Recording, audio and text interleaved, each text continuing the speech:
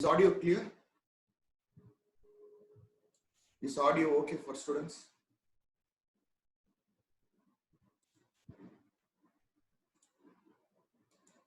Is audio okay? Okay. Okay. So last class we were discussing regarding US. Okay. So in US we have to discuss the different. India-US relation trends. Okay.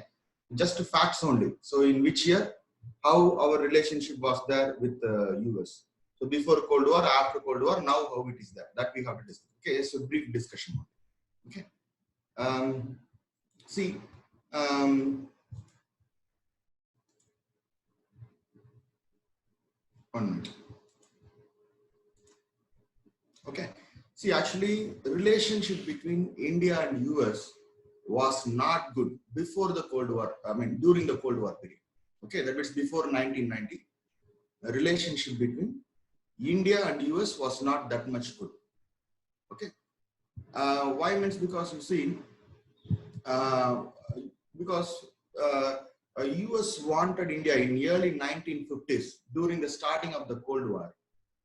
US wanted India to sign a security deal with US. So that CENTO treaty. So US was actually signing treaties like NATO, CENTO, SEATO all over the world. Okay, it is a security pact. Okay, so that means this is a security pact against communism. That you have to note. So North Atlantic Treaty Organization, like that Central Treaty Organization, in which it covers African and Asian countries. Okay, and another treaty called SEATO, Southeast Asia Treaty Organization. So in CENTO treaty, US asked India to sign the deal, but India rejected the deal. Nehru rejected the deal because we all know that he is an idealist and he doesn't want to sign a deal with the power center. Okay, world was divided into two power centers, US camp and Soviet Union camp. So India wanted to get benefits from both the camps. So no screen is there. Okay, just a discussion only. Okay, just facts. I'm going to just discuss some facts. CENTO treaty, CENTO, CENTO treaty. CENTO treaty means Central Treaty Organization. Okay, so it is a security pact with superpower US. US asked India to sign the deal in early 1950s, 52 I think. Okay, check the date. Okay, in early 1950s. But what happened is India rejected the deal. Instead, our Prime Minister Nehru, he started the non-alignment movement. Everybody know this. Okay, non-alignment movement means all neutral countries. Most of the former colonial countries mean the countries who are colonies under British, French and other imperial powers. Okay, like India, Africa, Asian countries. Okay, most of these countries they joined non-alignment movement. So India is one of the founding member of the non-alignment movement. Majority of the world countries joined the non-alignment movement, but all small powerless countries, African and Asian countries. Okay, and what is the policy behind this non-alignment? India doesn't want to escalate war. Two group of people are fighting with each other, means then obviously if India goes and joins any one camp, Russian camp or US camp, we are party to the war. We are party to the problem. So we wanted to be the solution. So because majority of the countries were in the median part, that means the non-alignment part. That's why the US and Russia did not go for war. This is one factor. This is not the factor, but one of the factors. Okay, India. So but what US did is, US said that who are the countries who are not in my camp are all my enemies. Like that, US declared. But Soviet Union was very comfortable with the non-alignment movement. Why means because what is Soviet Union is all about communism, socialism. This is against colonialism, against expansion, against imperialism, etc. And we are the former colonial countries. So ultimately, we are the victims. So we also have an understanding against Western countries' imperialism and colonialism. And the Soviet Union also had the same thing. So ultimately, we had some kind of understanding means, I'm not telling we cooperated with each other. That means non-alignment movement and Soviet Union. But Soviet Union was happy with the non-alignment movement. But US was not happy with the non-alignment movement. So that means because India was asked to sign the CENTO treaty, and India rejected the treaty, and India was one of the reasons for this non-alignment movement.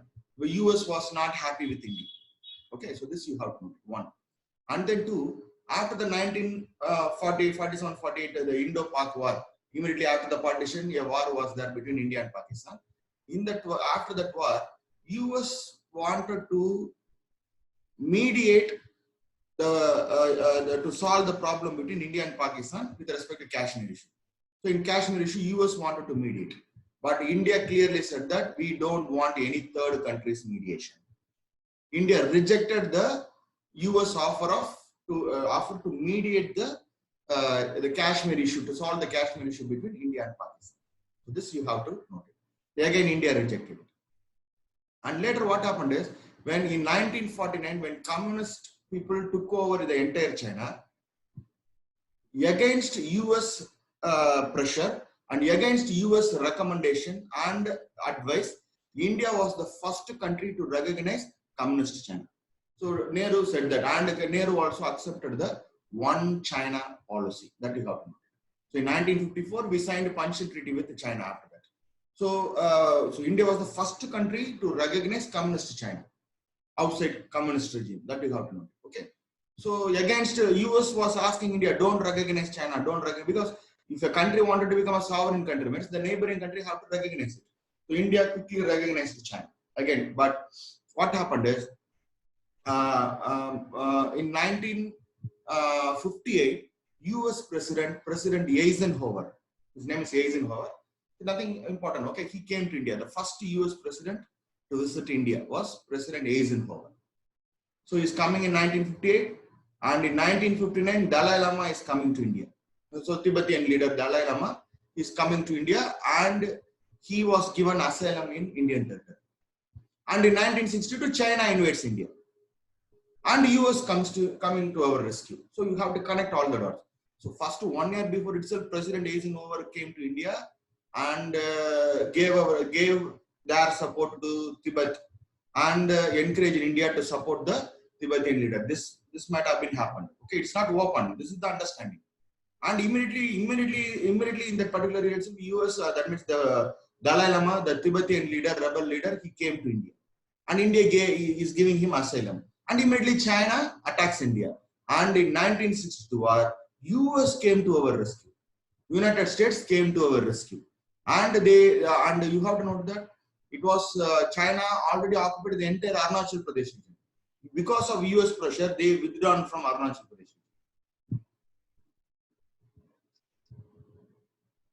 Okay. So I'm going very slowly only I'm telling you. Okay. See, just to take running notes. Okay. So US president comes to India, followed by India giving asylum to Dalai Lama, and it was immediately followed by Chinese invasion in India. And who is coming to our rescue? US is coming to our rescue. So some people asked some time before, why US helped India in retrieving the Arunachal Pradesh region? Why not Aksai Chin? Because Arunachal Pradesh region is a direct interest of US. Because of Tibet. So US consistently 100% is supporting the Tibetan cause. In Aksai Chin, it's not a very big issue for US. So that's why US pressurized China. And in the Arunachal Pradesh region, actually about 30 kilometers they invaded India, crossing the India-China boundary. And unilaterally they withdrew from that particular boundary. Okay. So now again India got back the Arunachal Pradesh.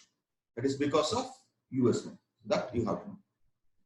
And by the time the US president was JFK, John F. Kennedy. So his administration was very close to India. He's a popular leader there, and he had a good opinion over India. Although India and US doesn't like each other, under JF Kennedy administration, India and US were good. But what happened is in 1962 itself, JF Kennedy was, after this incident, this India-China war, he was assassinated in US for some reason that is beyond our capacity. We don't know. Okay, what? So India is not related with that. So because of some reason, still mystery, you have to note that he was he died. Okay, and after that, another president named Lyndon Johnson. Lyndon Johnson. He became the leader, and he continued the policies of JFK. So no big issue was there. But what? So that means in 1960s, India-US relationship was good. Okay, so India supported US supported India against China. That we have done. But in 1970, relationship between India and US, it went down. Worst relation between India, worst period between India and US was 1970 because of 1971 Bangladeshi liberation war. So Pakistan, so by the time US was ruled by President Nixon, India was under Indira Gandhi's leadership. So what happened is Indira Gandhi directly intervened in Pakistan's problem and wanted to divide Pakistan into two countries, Bangladesh and Pakistan. And already we know that Pakistan is a security partner to US. So US directly intervened in that particular war. US was intervening in favor of Pakistan against India. And by the time China and Pakistan was also had a friendship, that also we know. So China was about to attack India from the northern side, east and western side. Pakistan was about to attack India, and in the southern side, in Bay of Bengal, US sent its nuclear capable 7th Fleet. So from all the four sides, India was about to get attacked. But what Indira Gandhi did is she went to Soviet Union and signed a security pact, or it is not a security pact actually, it is a friendship treaty. Okay, we signed a friendship treaty with Soviet Union. So what is that friendship treaty? If either Soviet Union or India is attacked by any third power, both these countries will have military consultation. So this is the understanding. That means if US enters this war, means Soviet Union will enter the war. See, Soviet Union is number 2 only, but US already, you have to note that US is always afraid of Soviet Union. Because Soviet Union is a very mighty country. If you are clashing with the number 2 means, both the countries will lose the number 1, 2 status, which is acceptable to US, but not acceptable to Russia, but not acceptable to US. Because what Soviet Union wants is Soviet Union doesn't want US to be number 1. Okay, so even if Soviet Union loses its rank, no issue, but US should lose its number 1 position. This is Soviet Union's ultimate idea. So that's why US always hesitated to wage a direct war with Soviet Union. Till now, US never waged a direct war with Russia, the new Russia. Okay, because US know that it is fatal for US also. US cannot win the war. Both will go down. That will be the result. Okay, so that's why they involved in Cold War. So in that this also became a Cold War politics. Russia, US. So since we have that means we have signed a security treaty with Soviet Union, our relationship with US went further down.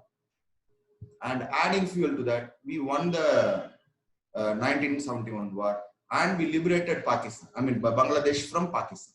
Okay, so that means it is a failure for this particular move is felt as a failure of US politics that you have.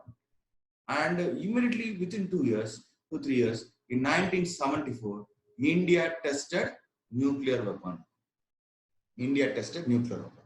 So this is against US because see earlier US was the only country who had a nuclear weapon, and slowly other countries began to test nuclear weapon.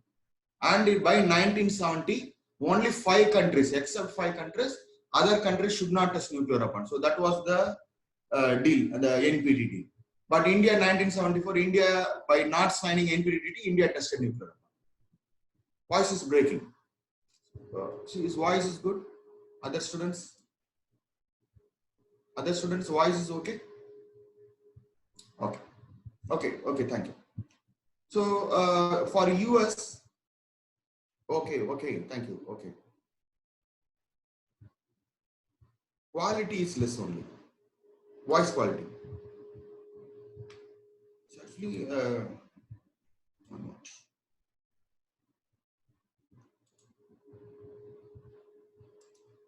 One minute. See, voice okay? Everything is good. Okay, okay, we'll continue. Okay, so ultimately you see, okay, thank you. So India went to nuclear. So when all countries are having nuclear weapons, then US will not be considered as a special country.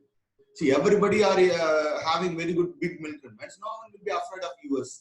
US cannot dictate terms. So that's why US doesn't want anyone acquiring nuclear weapon, any new country to acquire nuclear weapon.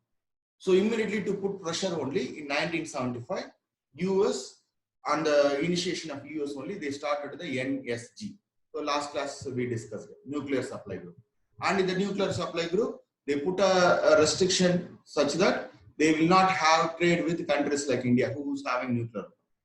That's why India was isolated from the nuclear technology of the world. Okay, India, since India also doesn't have raw material and India also doesn't have the technology, India was not able to use the nuclear technology for our development.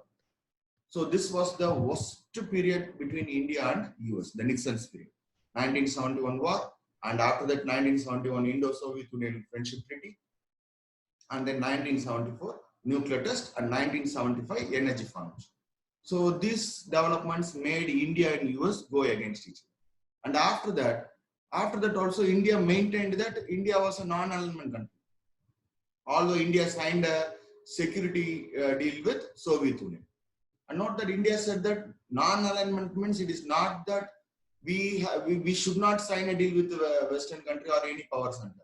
See, having an independent foreign policy, taking the foreign policy based on the merit of the country is the main objective of non-alignment movement. So this is India's statement today. What is the objective of non-alignment movement? We should have, every country should have an independent foreign policy. Suppose if we join US camp or Soviet Union camps, we have to take our foreign policy accordance to those big powers policy. So to ensure independent foreign policy only, this non-alignment movement was formed. Like that India is making. So although India signed a deal with USSR, India maintained that India still is a neutral country and a part of non-alignment. But what happened is when Indira Gandhi lost the election to Morarji Desai is a right-wing government. The BJP or Janata Party, all are right-wing people. Right-wing people means they are liberals. They support capitalism. The present government also supports capitalism. So note this, these powers are anti-Soviet and pro-US groups. So when Morarji Desai became the Prime Minister of India, India-US relationship was mended. Mended means became better. By the time in US, Jimmy Carter was there. Here Morarji Desai. So our relationship went better. And after that, Ronald Reagan became the president of US. So during his period also, the relationship was not bad. I'm not telling we did not have very big interaction, but we had good things. For example, US gave limited assistance to India in technology and defense. So they shared some defense equipments with India in 1980s. Okay, and even in 1950s itself, I am telling. In 1949, we went against US with respect to China. India was one of the first country to recognize China. But what happened is in 1950 during Korean crisis means the entire Korean peninsula has been divided into two countries, two Korea, North Korea and South Korea. South Korea was supported by US, North Korea was supported by China. So in that war, we supported US stand, we supported UN stand. Okay, so we were supporting South Korea against North Korea. So because of that, US was very friendly with India. So US gave a lot of economic aid for our food security. They sent us wheat to India. By the time we had some food crisis was there, they sent us wheat. That means the point is, if you support US policy, US will be friendly with India. If you are supporting the enemy of US means, US will go against India. So this is the trend. Okay, and in 1990s, during Bill Clinton period, a new era started because of 2-3 reasons. One main reason is Kargil war. In Kargil war, US began to support India. That means US began to move away from Pakistan. They did not support India openly. They only pressurized Pakistan to withdraw from Siachen and the Kargil, this area. That you have to know. And after that, US began to develop good relationship with India. Okay. And in 1998 nuclear test, US was the first country to put economic sanction, and US was one of the first country to revoke the economic sanction, and US began to open relationship with India. One reason is this LPG policy. Already we have discussed this. India have an untapped world biggest market. Chinese market is closed market. Okay, China controls it. Indian market is an open market. From a closed economy, just now we unveiled our LPG policy, liberalization, privatization, globalization policy. And that means India has an untapped market. And we have the world biggest rising middle class population. So middle class population are getting money, means they will buy sophisticated things. US had all the things. So US thought that let us open relationship with India. And the last reason is the Vajpayee wrote a letter to Bill Clinton that India tested nuclear weapon to deter China only. So by the time Soviet Union is no more in 1998, China will be the next threat to US, and India is the enemy of China. And in history also in 1962, US came to our rescue against China. So again, China already we have historic relation. So US was very happy that so using India we can put pressure on China. Like that, US began to think. So these things made India and US friends. So during Vajpayee's period, India-US relationship started. And then after Bill Clinton, during George Bush period, George Bush Jr., the younger one, during his period, India and US signed civil nuclear cooperation agreement, 2005 to 2008. Negotiation started in 2005 and finally they have signed 2008, they have signed the agreement. This is the peak of India-US relationship. The country who went against India's nuclear program is now helping India's nuclear program. Obviously, it is civil nuclear program, but US is helping. So this all things shows that India and US are coming together. Indo-US civil nuclear deal.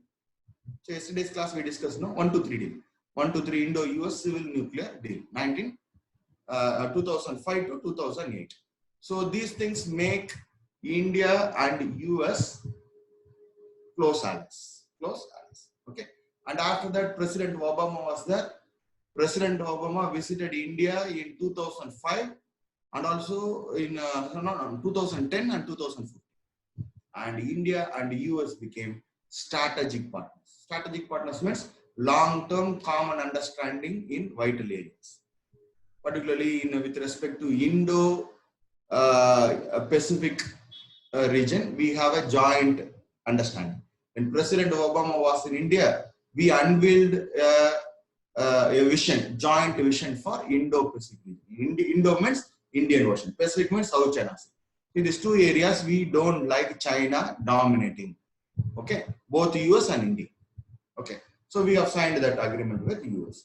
So India and US, and we also signed a lot of defense agreements also with US. So India and US became strategic partners, and India and US became security partners, defense partners. So now we are enjoying very close relationship with US. Now under Trump administration also, although Trump went against everyone, he did not put that kind of pressure on India compared to his pressure which he put on EU countries, his own allies, Canada and other countries. He waged a trade war with everyone, but he was good with India. Okay, that means he was not against India. India and under Trump administration, although Trump versus world was bad, Trump versus India was not bad. That's what I am telling. It is good. I am not telling Trump favored India in everything. The best favor Trump did was he cut off all the economic and the military aid to Pakistan. So that's why we can say that under Trump administration, the US was favoring India. Like that we can take it. So this is the trend. Now we are enjoying good relationship. Even now in November there is going to be an election.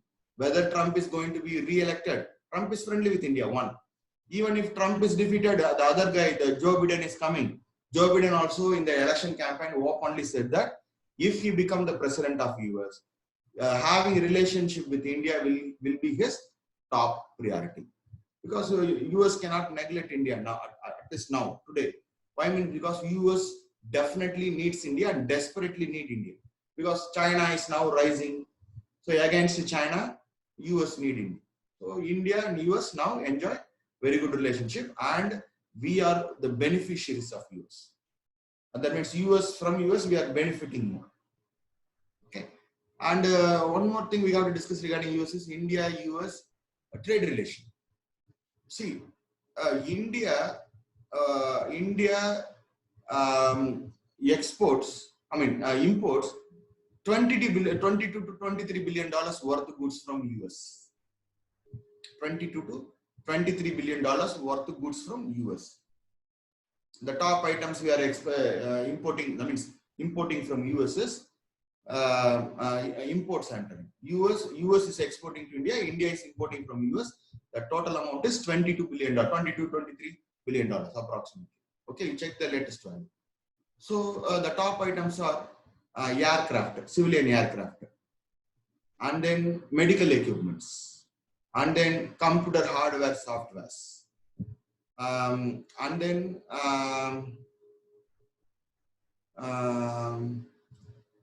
fertilizers. So these are all the top items we are importing from US. Civilian aircraft, computer hardware, software, medical equipments, fertilizers, etc. Okay. Computer hardware, software, civilian aircraft. See, beyond this, if I am going slow, what will happen? Class will drag. Everybody will sleep. I am going very patiently only. I am taking too much classes for it, actually. I am actually restricted to 10 to 11 classes. But I am going beyond 15 classes for it. Already I have asked permission from the institute. Okay. So anyway, see, just listen. Okay. See, so you don't expect me to dictate everything. That is not possible. Okay. Just listen. Okay. I already said when you all come to the regular class, I will give you the transcript. That's all I can do. If I want you to dictate, if you want me to dictate, means it will take more time. Okay. So already we are going dead slow. Okay. So in classes and all the class will be very fast only. Fast track only we can take class. Then only we can complete the syllabus. Because other subjects are there, no? Okay. Okay, anyway. So civilian aircraft, computer hardware, software, fertilizers, and then medical equipment. These are all the top items we are importing from US. $22 billion. And India is exporting $45 billion. That means literally double the amount we are importing from US. We are importing 22 and exporting $45 billion. The top items we are exporting to US is IT services. That is number one. And then 2, chemicals. So from India only all the chemicals are going to US. India is one of the leaders, world leader in chemical technology. And then gems. Gems means the ornaments, I'm telling. Okay, gold gems, that gem. Okay, and then we are sending them missionaries. Okay, so these are all the top items we are exporting to US. Textiles, mainly textiles. Textile I forgot. Textile is the main item we are exporting to US. So India is number one in textile export today.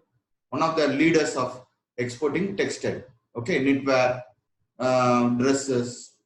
See, most of the companies in US, they are buying all the dress materials from India and they are putting their brand and then they are selling. Okay. So if any friend is coming from US, friend or relatives, don't ask them to buy dress for you from US. Maybe the design may be different. Okay, US specified US fashion, but the dress material and all is Indian material. That is all. So that's why I'm telling with respect to US, we are having trade surplus. We are having trade surplus, and US is having trade deficit with India. That is all. So that's why I said India is a beneficiary of US. Okay, India is benefiting from US. Okay, so this is all about India and US. Okay. So today what we'll do is we'll start WTO discussion. Okay. I will take 1 minute break. Okay, I'll give you a break after that. I will drink water and come. Okay, 1 minute, just 1 minute. Okay, we will start W2.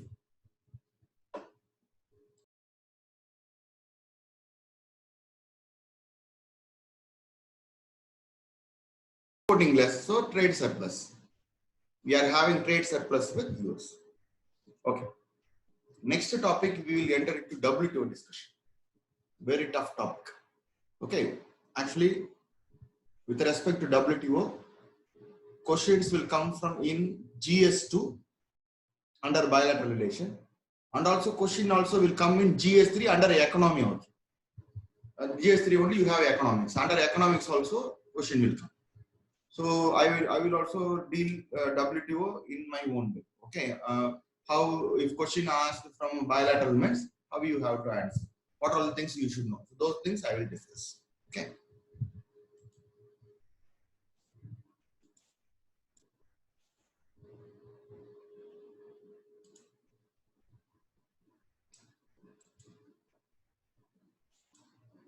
Okay, so this is a very tough topic, I'm telling you. Okay, very tough topic, difficult to understand. Okay, slowly we will go. So, and it is a very big topic. So what I'm doing is, I am going to divide this WTO topic into two. So in today's class, we will be discussing the basics of WTO. What is the basic? That we will discuss. Next class, we will discuss what is the current position of India and WTO, the current affairs. That we will discuss in next coming, next class tomorrow or the coming next class. Okay. See, first note this, the ultimate idea of any government. So India have a government, no, Indian national government. The ultimate idea of any government is to satisfy the needs of the people. What we want, the citizens want, the government have to provide their services. For that only we have the government. That means the government have to serve the people. That is the point. For that only we are going and electing our leaders and sending them, and they are going and taking in charge of the government. So what is the purpose? They have to serve us. We have certain needs, group needs, individual needs. Individually, I need security. Group, I need security. I need safety. I need food. I need other facilities. I need other services.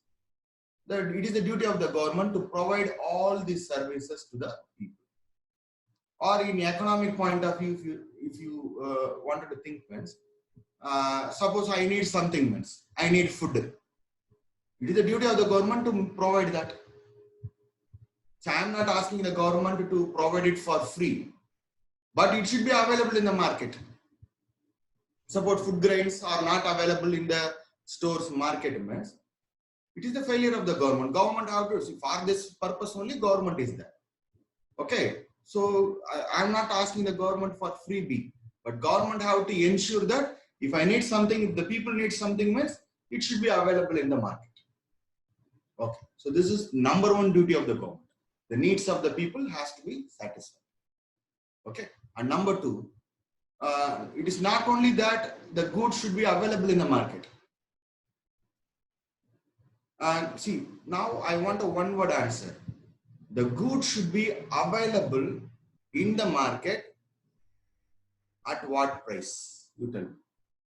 Give me answers. In chat, you just give me answer. One word answer only. You have to give me only one word answer. Affordable, reasonable, MRP price. Hey, MRP price, nobody will be ready. Affordable price, fair price, market price, affordable price, market price. Okay, okay, thank you. Okay, good. Okay, yes, okay, answer, okay. Good answers, okay. Fair price is a decent answer. Affordable price. Affordable price means, what is the other meaning? Competitive price. Competitive price means, what is competitive? I'm not able to understand this. Affordable price means, what is affordable? What is the, give me another word for affordable price. Many people have answered affordable, no? Affordable means reasonable.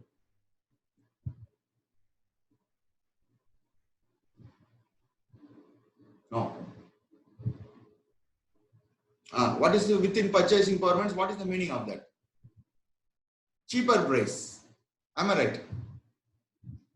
Am I right? Is it cheaper price? But cheaper price is the wrong answer. Okay. Okay. Thank you. Subsidized. No. Subsidy and all, I will tell you. Subsidy, no, I will tell you. Okay.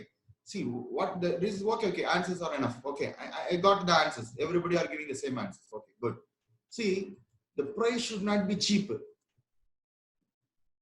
Reasonable, affordable is a no good answer. That means you have answered very intelligently.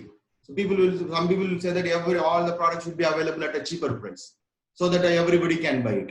So the consumers will be happy. What will happen to the producers if the cost of all the products goes down? Okay, enough answers are enough. Okay, the producers will face loss. Producers will face loss. Many people have given correct answer. Okay, so the price of any commodity should not be cheaper.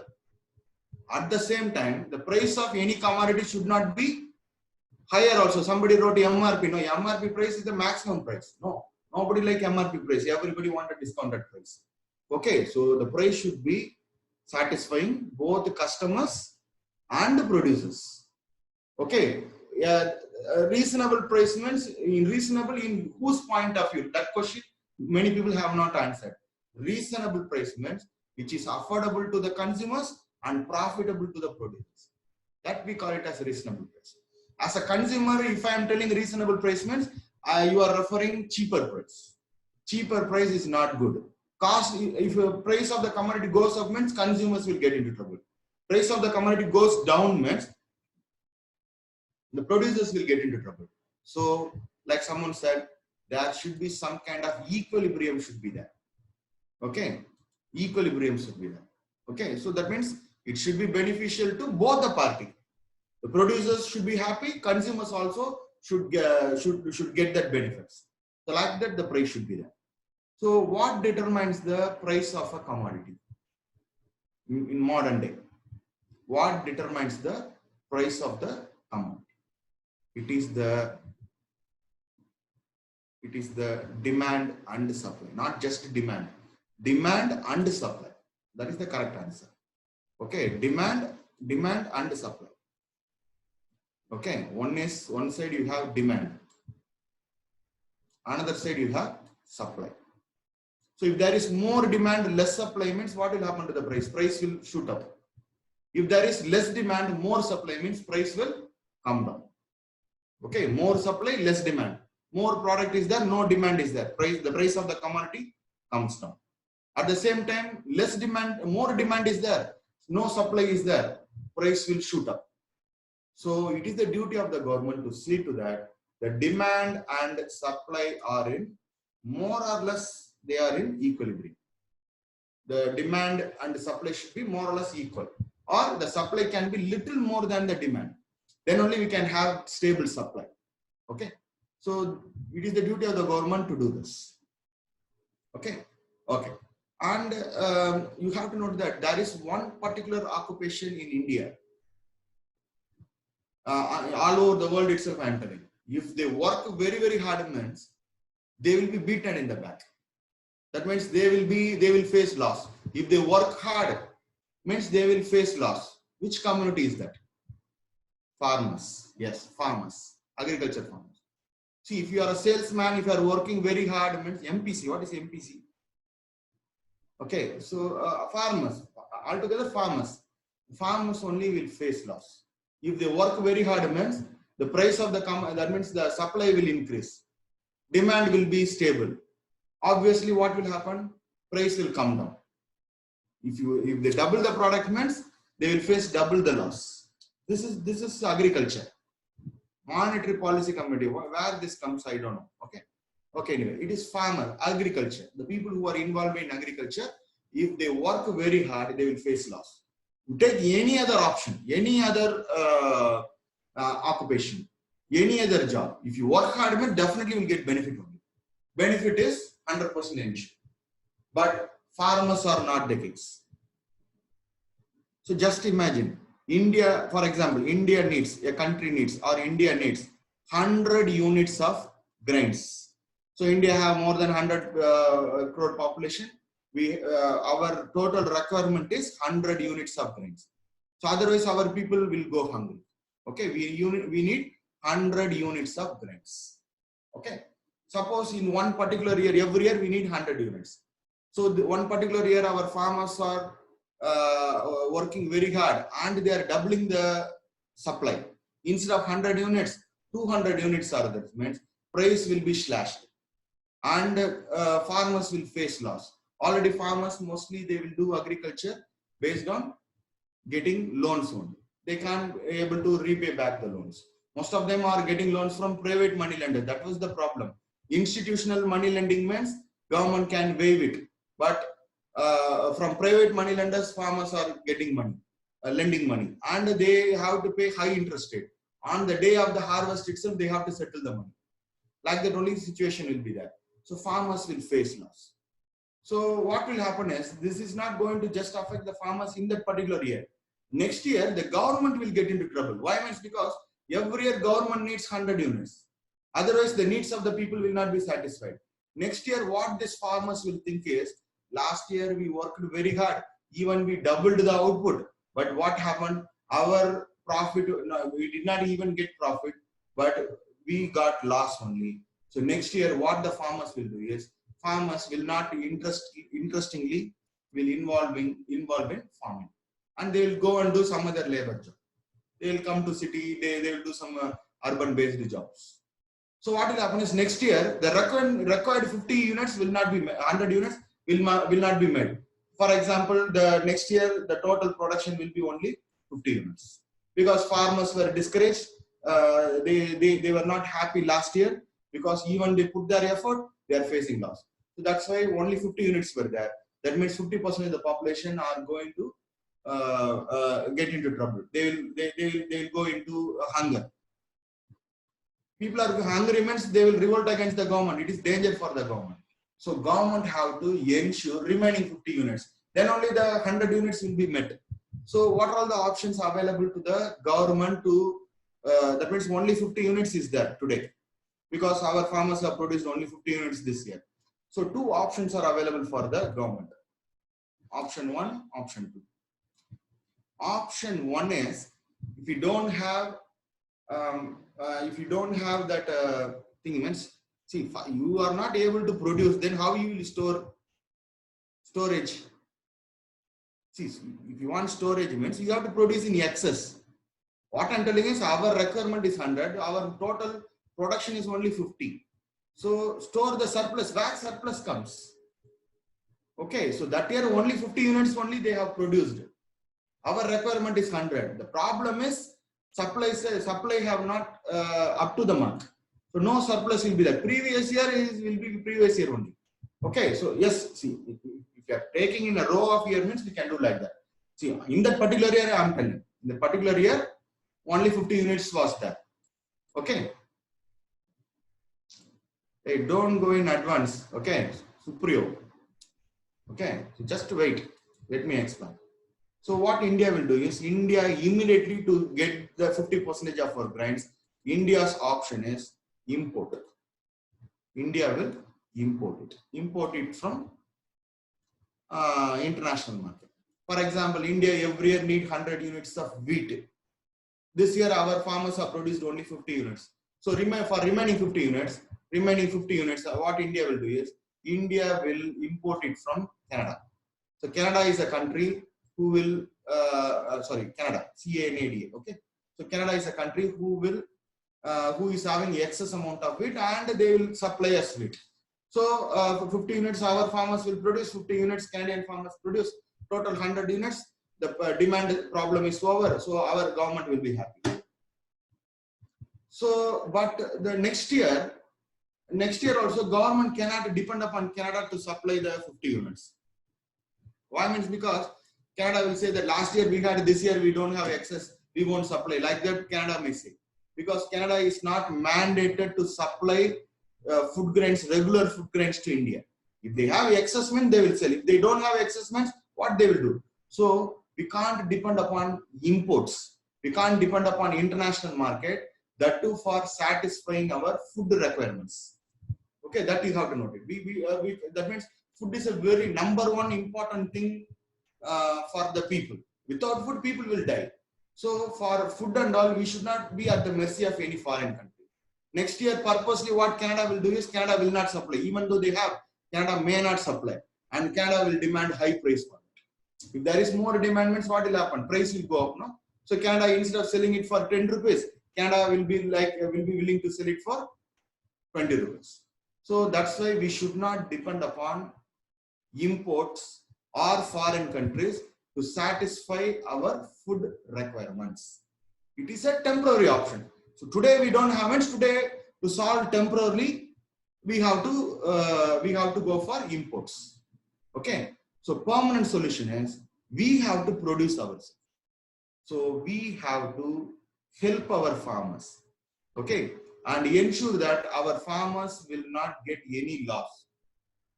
We have to help. We have to help our farmers. In two ways we can help our farmers. One.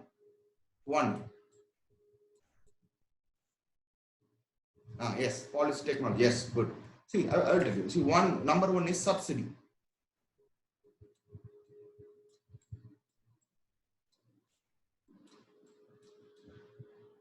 I'm writing this in mouse, using mouse. Okay, that's why handwriting is not coming. Okay, so we can give subsidy to our farmers. And number two, we can provide them technical help to our farmers. Technical help. Okay. See, we can tell to our farmers that, see, if they produce, if they double the output, means what will happen to the output? To the price. Price will come down. So our government will tell to our farmers, will ensure our farmers that you don't worry about the supply. I am asking you to work hard and produce more.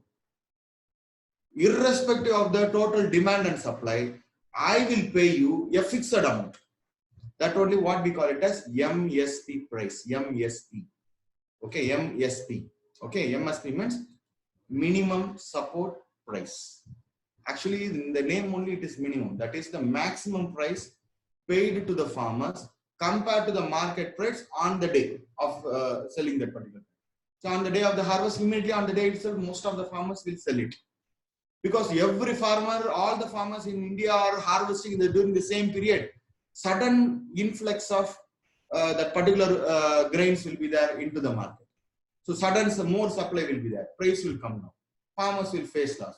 To solve this particular problem, what government of India is doing is, government of India will give subsidy. I will give you a fixed amount. Okay, don't worry. Even you triple the agriculture produce, don't worry. I am going to pay you this amount. So you have to check what is the subsidy given to wheat, rice, other crops, etc. You have to check it. Then and there you have to check it. Okay, so government will give them subsidy. So farmers, they need not worry about the demand, supply, market mechanisms and all. All they have to see, if you are giving money to the farmers, means farmers will be happy. And farmers input cost in the agriculture, that means the production cost of the farmers will come down. So with less cost, they can produce more products. And they can get even the product is selling at a cheaper price, no issue. The farmers will get money because the production cost, who is bearing the production cost? The government is taking care of the production cost by providing subsidy to the farmers. So this is one. And the other way of helping our farmers is through our scientific institutions, agriculture universities, colleges. We can give them technical help. How to improve the agriculture production with technology, with minimum effort. Okay, that means through technology we can improve the agriculture techniques with minimum water, minimum time, how to maximize our agriculture production. So like that we can help. So these are all the two ways. And the subsidy mechanism is very useful to government. Why? Means because it is a regulatory mechanism, like that we can take. That means, for example, today our requirement is 100, but the availability is only 50. So what government will do? Increase the subsidy. Farmers will be happy. They will get the money from the government, and with less cost they will produce goods, and then they will give it to the market. So the supply will be stable. That means supply will be increased. Suppose our requirement is 100, but farmers are already supplying 200 units. Then what government will do? Reduce the subsidy. So farmers will be discouraged. Then they will reduce the production. So this subsidy mechanism is a regulatory mechanism to increase the supply or decrease the supply. To increase the agriculture production or to decrease the agriculture production. Can you understand? So more subsidy means more production, less subsidy means less production. By doing this, government will maintain the supply, maintain the equilibrium between demand and supply. You can understand. So it's giving subsidy is government's number one mechanism to control the local production. So that I think you can able to follow. All people can able to follow. See, subsidy is a money, free money given to the farmers. See, for example, for growing 100 units of grains, all over India, the farmers need 100 or 1 lakh rupees means. So investing 1 lakh rupees is not possible for the farmers. So what government will do is government will give that 1 lakh rupees through some kind of subsidy, subsidized fertilizers, subsidized high yield variety seeds, okay, proper loans, okay, timely loans, agriculture loans. These are all subsidies. So by helping the farmers financially, the farmers are encouraged to produce more agriculture product. Farmers' burden and the money burden will come down. So farmers will be happy. So if farmers get subsidy means they will increase the agriculture production. So this is the understanding. So if government wants more of the product, give more subsidy. Government doesn't want the product, already enough is available, in surplus is available. Government will reduce the subsidy in that particular year. So by doing this, government can control the demand and supply. Okay. So this is on the one side. So again, coming back to our that fact. So our requirement is 100. Our farmers produced only 50 units. To solve the temporarily, we went for import. And for a permanent solution, we began to encourage our farmers by giving subsidy and technical help. So next year, what happens is our farmers are producing 150 units. Our farmers itself producing only 150 units because they were getting subsidy and technical help. No, so our farmers are producing 150 units, but our requirement is 100 units, and already Canada is supplying us 50 units. So our locally 50 units, 150 will be available, and import also 50 will be available. So altogether 200 will be there. So 200 units will be there within the country. Our requirement is 100, but supply is 200. Price will be slashed. And note that our people will buy Canadian wheat, not Indian wheat. So out of 100 units, 50 units, people will buy Canadian wheat. Another 50 units only they will buy it from Indian wheat. Remaining 100 units of Indian wheat will not be sold, which is a loss to our farmer and to our government. So that's why they will buy Canadian wheat, I will tell you. Indian farmers can sell 1 kg wheat for 10 rupees. But Canadian farmer can sell the wheat for 8 rupees. Because in their country, they will get more subsidy. Canadian farmers are rich farmers. They can sell their price, that means food grain, for a cheaper price. So Canadian wheat will be 8 rupees. Indian wheat will be sold for 10 rupees. If you go to the market, means which wheat we will buy? Canadian wheat or Indian wheat? Don't think that I am a Swadeshi, I won't buy made in Canada product. No. So in vegetable market, grains market and all, you won't know where this particular item is coming from. Made in Canada and all, like that and all, it won't be returned. Okay. See, how can I say that you will buy Canadian wheat? Okay, we will buy Canadian wheat because of the price. Which is cheaper? We will check the price and we will check the quality of the product and then we will buy. Mostly we will go by the price only. Which is cheaper, we will buy it. This is the general mentality of Indians. So everybody will buy Canadian wheat, but Indian wheat will not be sold. So nobody, see, suppose if Canada is not exporting, means out of the 150 units, India's requirement is 100 units, no? So 100 units we will buy it from Indian farmer, and 50 units can be kept as surplus. Okay, but that will not happen. Okay, they won't buy Indian wheat. They will buy only Canadian wheat. That means Indian government have to ensure that our farmers' product have to be sold off. See, only rich people will think about quality. Poor people, mostly they will think about price only. See, what is the popular oil we are using? Groundnut oil, gingerly oil, no? Palm oil only. Because palm oil have lot of health problems. If you continuously consuming palm oil, means using palm oil for our cooking, means cholesterol will come. But Sunflower oil means rich people use sunflower oil. Okay, because of quality. Okay, sunflower oil or groundnut oil or this sesame, that is oil. Okay, so what we will do is we will check only the price of the product, mostly price. Then secondary is quality. That doesn't mean that we will buy a worst quality product. Okay, first is price, second is quality. Every time, many of the Indian people are always wanted to buy the second quality product only because of cheaper in price. So what we have to do is we should not allow we should stop the import. That means when we have enough number of product, see our requirement is 100 and the Indian production itself is 150, means we have excess. So by the time we should not buy products from outside. We should not allow the Canada to export their product to India. So only what India will do is India will put tax and tariff on foreign countries. Tax and tariff.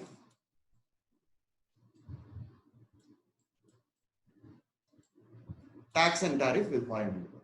That means what India will do is Canadian wheat is sold for 8 rupees. No, we will put, for example, for calculation purpose, I am telling, we will put 50% tax on Canadian product. So 50% of 8 rupees is 4 rupees. So ultimately, Canadian wheat will be sold for 12 rupees. Indian wheat will be sold for 10 rupees. So everybody, so out of the 150 units, everybody will buy Indian product. 50 units, we can keep it as surplus. No one will buy Canadian wheat. Canadian wheat cannot enter our market. Okay. So the point is to protect our farmers, to protect our local players. Each country government, particularly Indian government, have two mechanisms. One is give more subsidy to our farmers so that our farmers can sell the wheat at a cheaper price. This is called protectionism. This is called protectionism. Giving subsidy and giving subsidy to local player is one type of protectionism. Putting tax and tariff on foreign countries' product is another type of protectionism. So government will involve in protectionism mechanism. Protectionism mechanism.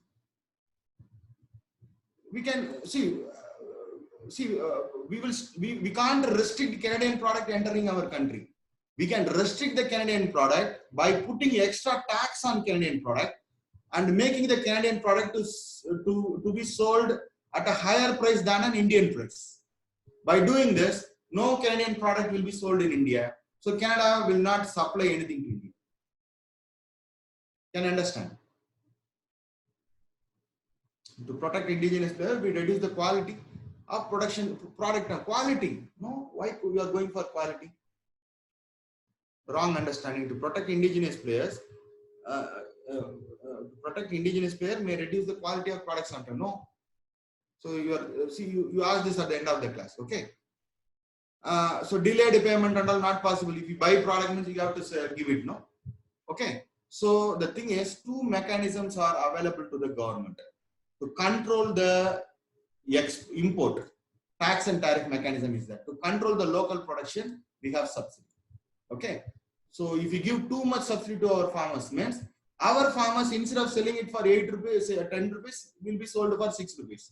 Government let us give direct 4 rupees directly to the farmers as subsidy. Okay. So these are all the mechanisms available for the government. Yes, other countries also. I am coming to that. Okay. So let us first concentrate on our country. Then how trade is being done with other countries, we will deal. Okay. So government have two mechanisms. That means the point is India will be ready to import products from outside only when there is a demand in India. The supply is less, demand is more, then only we have to import. If there is enough supply than the demand, India should not import. For that only India uses tax and tariff, or any country uses tax and tariff mechanism. And to increase, reduce the dependence on the foreign countries, India will give subsidies and technical help. Okay, these two things are only called as protectionism mechanism. By doing this both the things, the government is protecting the local players. And note that this WTO is against protectionism. WTO is an organization who wanted to encourage international trade. It wanted to increase the international transactions. That means give and take. That means selling, buying, etc. And WTO's ultimate purpose. WTO is an international organization. Okay. The ultimate purpose of World Trade Organization, WTO, is to reduce the trade barriers. Trade barriers. What are the two trade barriers of the world? For global trade, two trade barriers is there. One is subsidy. So Canada is selling the wheat for 8 rupees. Indian wheat is sold for 10 rupees. So what next time India can do is, India can give 5 rupees subsidy to the farmers directly in the form of fertilizers, other pesticides, etc. Other things India is giving for production. India will give 5 rupees. So instead of selling it for 10 rupees, farmer will have 5 rupees profit. No, so 5 rupees government already have given. So farmer can sell the product for 5 rupees. So if the local price is forced to sold at a cheaper price, means then Canada cannot reduce its price beyond a certain limit. So import will be restricted. Okay. Or we can put taxes on foreign countries' product and discourage the foreign product. So putting tax and tariff on foreign countries' product and giving more advantage by giving subsidy to the local products, these two things are the trade barriers of the world. WTO wanted to eliminate these two trade barriers, or I can simply say WTO is against countries giving subsidy. WTO is against countries putting tax and tariff on foreign countries' product, because artificially you are doing this. Giving subsidy means artificially you are boosting the agriculture economy. Putting tax and tariff on foreign countries' product means artificially you are making Canada to sell the particular product at a higher price. Yes. If you are doing means foreign countries also will do like this with Indian products. But India is an importing country. Can understand? India is a major importing country. So Western countries are the beneficiary because of their export. So India have a big market, but Western country cannot access our market because of these two trade barriers. Because Indian government is giving lot of subsidy to our farmers, so that our farmers can sell their product at a competitive price. If Canada is selling for 8 rupees, means our wheat will be sold for 7 rupees. Or if even Canada is selling it for lower price than our price, artificially India will put tax and tariff and increase the price of Canadian wheat. Automatically Canadian product will be out of the market. Okay, so can you all able to understand? Here only WTO comes. Okay, anti-dumping. Why are you bringing all these technical terms now? Okay, see, if you know something means just wait for some time, or let me allow me to discuss these things. Then you can ask question. Okay. See, suddenly you are bringing anti-dumping tax like that on some. So where dumping comes here? Dumping is a different concept. Okay. WTO deals that. Other students may not understand. Okay, step by step only I have to come. Suddenly I am entering means you want to understand. That's why. Okay, allow me to discuss one by one. Just read newspaper. Yes, anti-dumping issues are there. We will discuss at the end of the class. Okay. So at the end of the WTO, we will discuss other things. Okay. So don't see. Just ask me question in which area we are discussing. Don't go at once. Okay. Suppose how this is means. So you are going and sitting for the cinema in the cinema hall. Suddenly from the back seat they are discussing about the climax. Then what will be the interest in that particular cinema then? So if you are discussing on particular topic, means step by step we have to move forward. See, directly I can directly discuss what are the issues and then I can go away. But you want to understand what is the purpose of WTO. No one will be able to say unless you understand this. WTO is against trade barrier. What are the two trade barriers? Subsidy and tax tariff. Why government is giving subsidy? Why government is giving tax and tariff? So this one day I am explaining. So step by step we will move forward. Okay.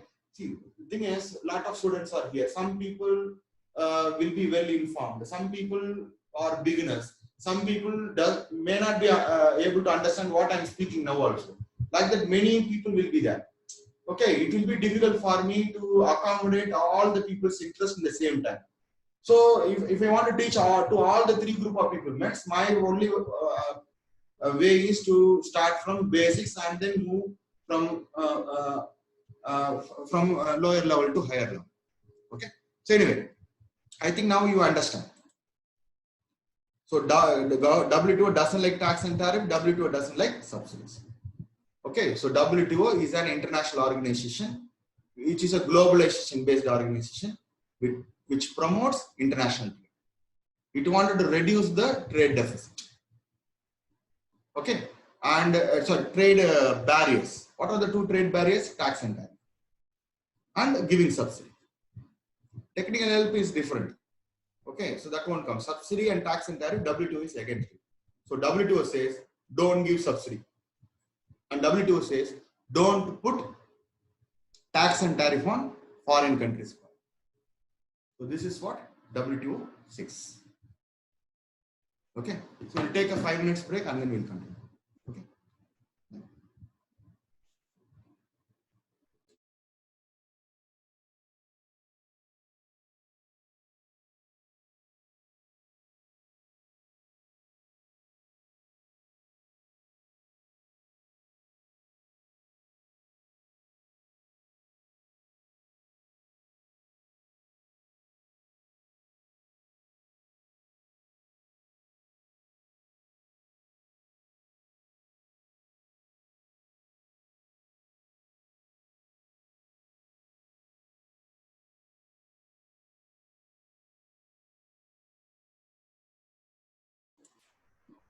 So we'll start the class. Is the audio video is clear?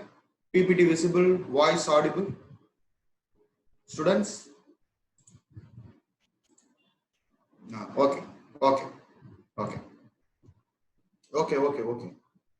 Okay. See, WTO is an international organization who supervise and liberalize international trade. Supervise and liberalize international trade. Liberalize means free movement of goods in and outside a country. See, what WTO says is WTO accepts political borders, but WTO doesn't accept economic borders. In the name of economy, in the name of trade, don't put borders, don't put restrictions. So that means in the name of tax and tariff subsidy, don't differentiate. Okay, so like that government is done.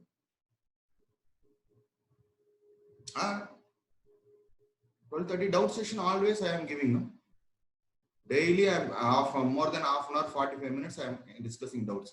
Okay, you note down all your doubts and we can discuss this at the end of the day. Okay, doubt session always it is there. Okay, so if you have any doubt means just note it in a piece of paper. At the end of the class you can ask me, I will answer. Okay, so the point is today's part is more or less the economical side only. Okay, we are not discussing any bilateral issues, but economically only we'll discuss. Okay, economic topic.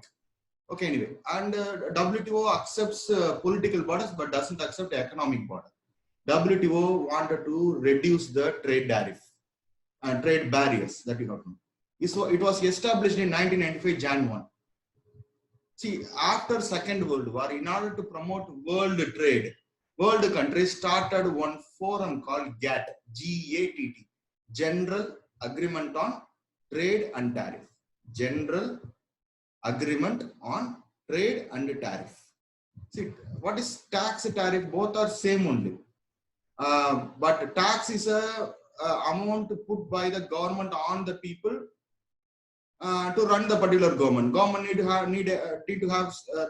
to do certain things. It needs money. For that, it will collect money from the citizens through taxes. Tariff means here it is a type of specific tax put on foreign countries' product to control that particular product. Okay, so tariff is the correct word. Tax means it is a general tax. Okay, so this is General Agreement on Trade and Tariff.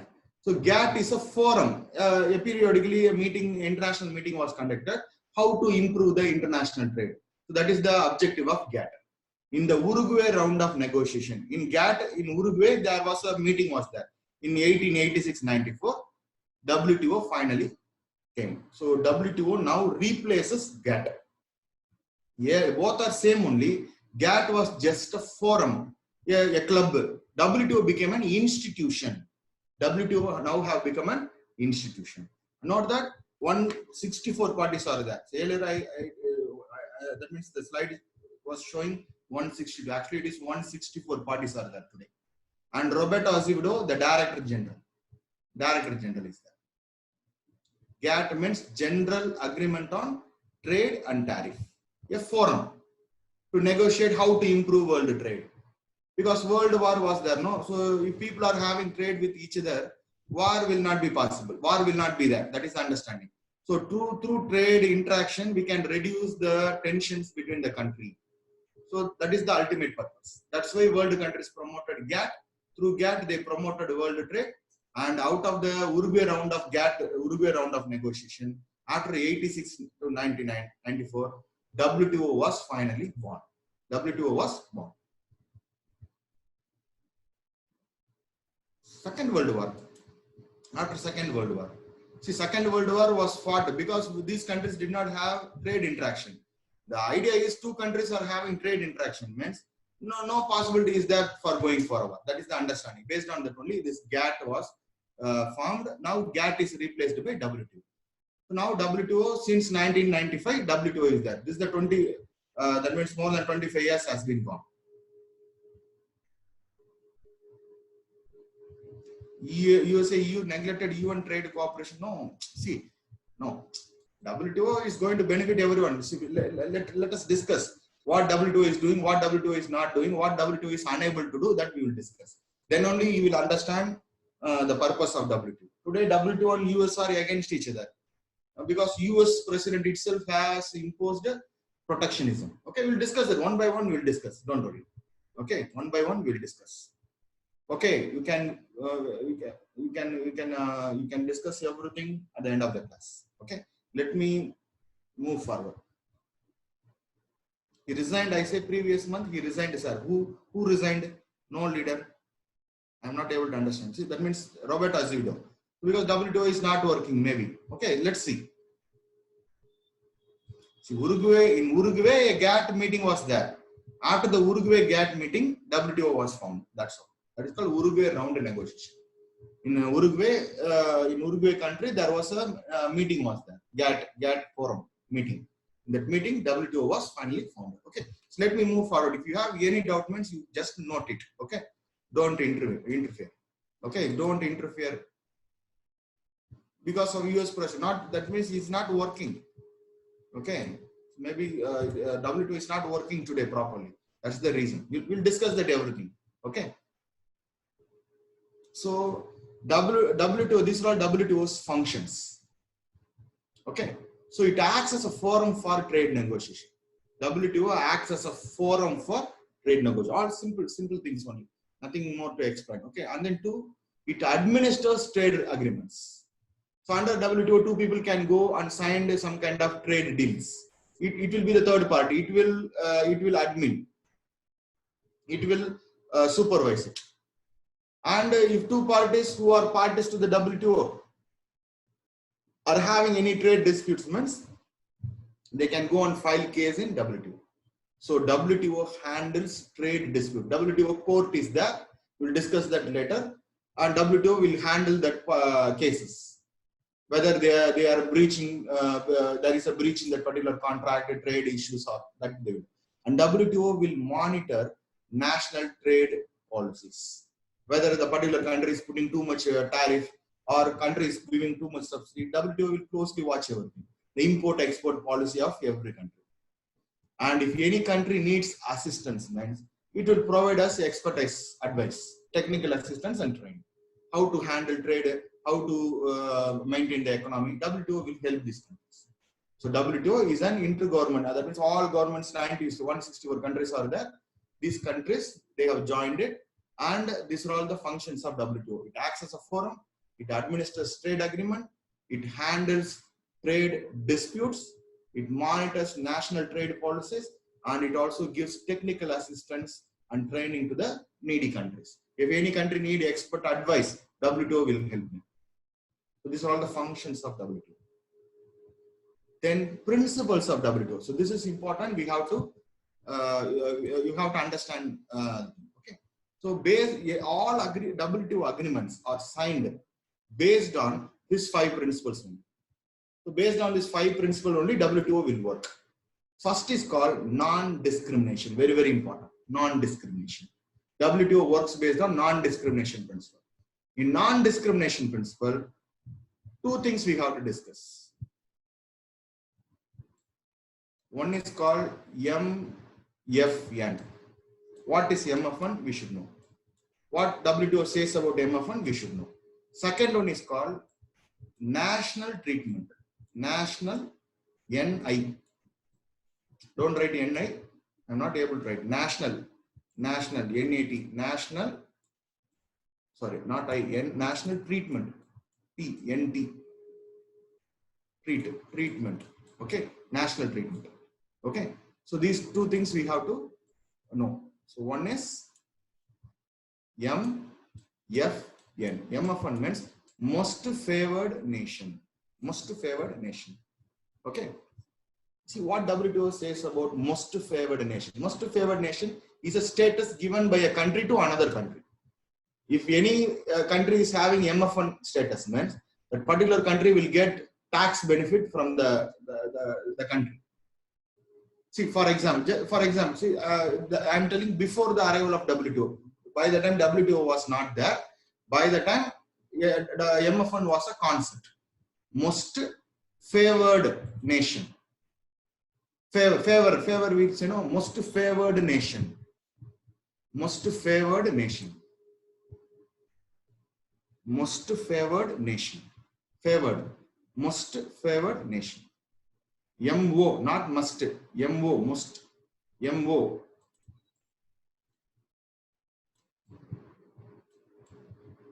Most favored nations.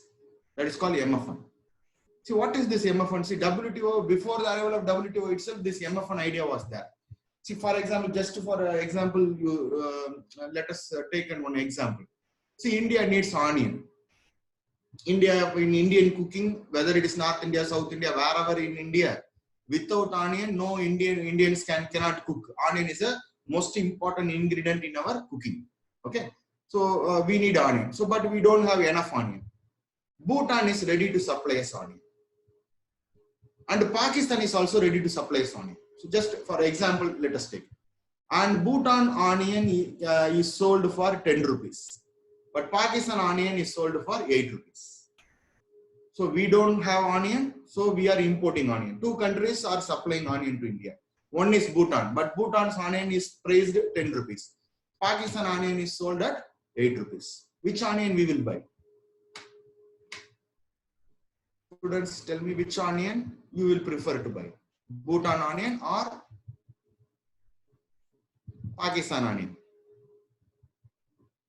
See, we will not be bothered about whether it is a Bhutan onion or Pakistan onion, or it can even be Chinese onion, no problem. Which onion is cheaper, we will buy, that's all. How will you know that that onion comes from Bhutan? So the onion vendor, the vegetable vendor, if you ask him, do you think that he will know where this onion is coming? He will say that the onion is coming from Coimbatore market. Like that only you will say. He will not know that. Where this onion is coming, we will not know. We will check the price only.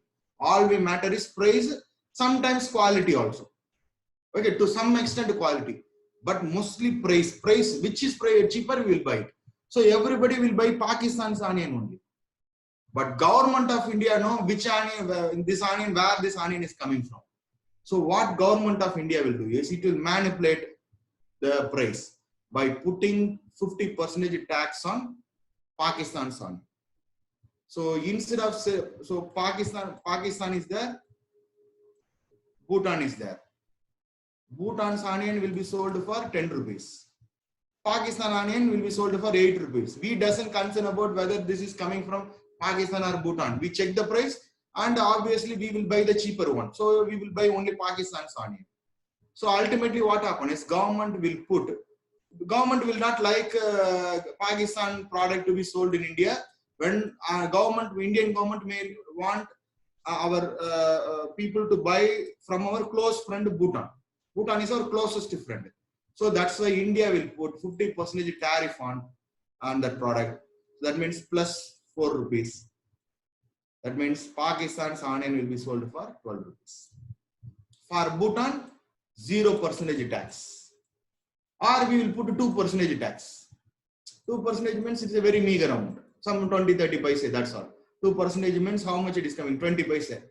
For Pakistan, 50%. So 4 rupees.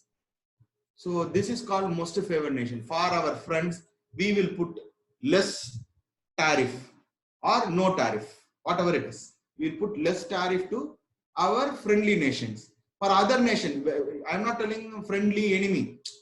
So that means for our best friend, we will give more concession. No? So Bhutan is our closest ally. So we will give concession to Bhutan. Bhutan's onion will be taxed 10%.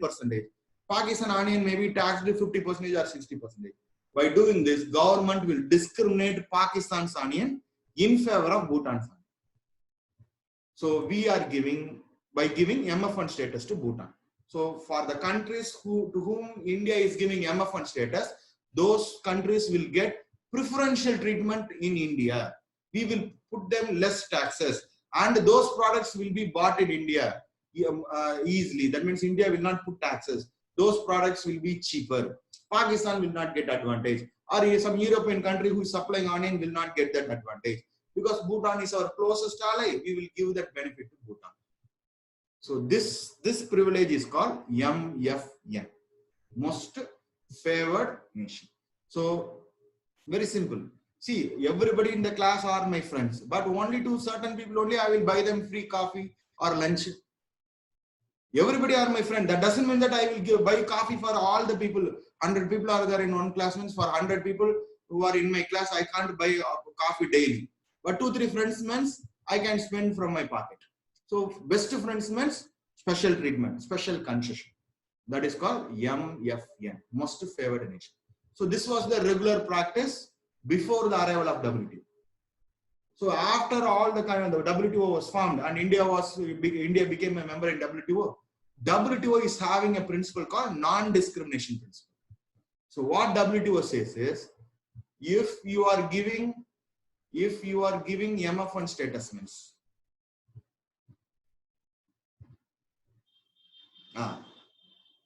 giving waiver to, so that is called MF1. You are giving a special preference to certain countries. Okay, so that is called favor. You are favoring one particular country. Bhutan is our most favored nation. India's best friend. So in layman's language, Bhutan is our best friend. Other WTO members, other countries are our friends only, but only certain people are our best friend. Best friend means special privilege.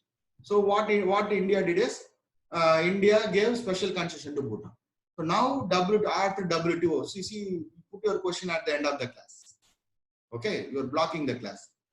See, we have discussed only 2-3 slides. When we are exporting, we can't fix the tax. The country who is importing will fix the tax. When we are importing, we can fix the tax. Okay, see, while you are exporting, that the receiving country only will determine everything. Okay, so ultimately what happened is, the WTO now is telling that if you are giving special status, that is MF1 status to one country, means you have to extend the same MF1 status to all the 164 countries. That is WTO is telling, if WTO is telling to India, if Bhutan is your best friend, WTO is telling all 164 countries are your best friend. Okay, don't discriminate best friend and other friend. Give special benefit to best friend and no benefit to other friend. If you are giving one benefit to Bhutan, means give the same benefit to everyone. How much tax we are putting on our most favored nation, same tax only we have to put it on other countries also, so that there will be no discrimination among the other world countries. All countries are equal. So this is MF1 principle of WTO, most favored nation. Okay, so this is number A, under non-discrimination A, MF1. Under non-discrimination B, national treatment. Okay, you put your question at the end of the class. See, if you are typing like this, means if I am reading this, means class will be blocked. Okay, so that's why I am telling, if you have any doubt, I am not going to read this. Okay, if you have any doubt, means you just write it in a paper. I will answer at the end of the class. I am going very slow.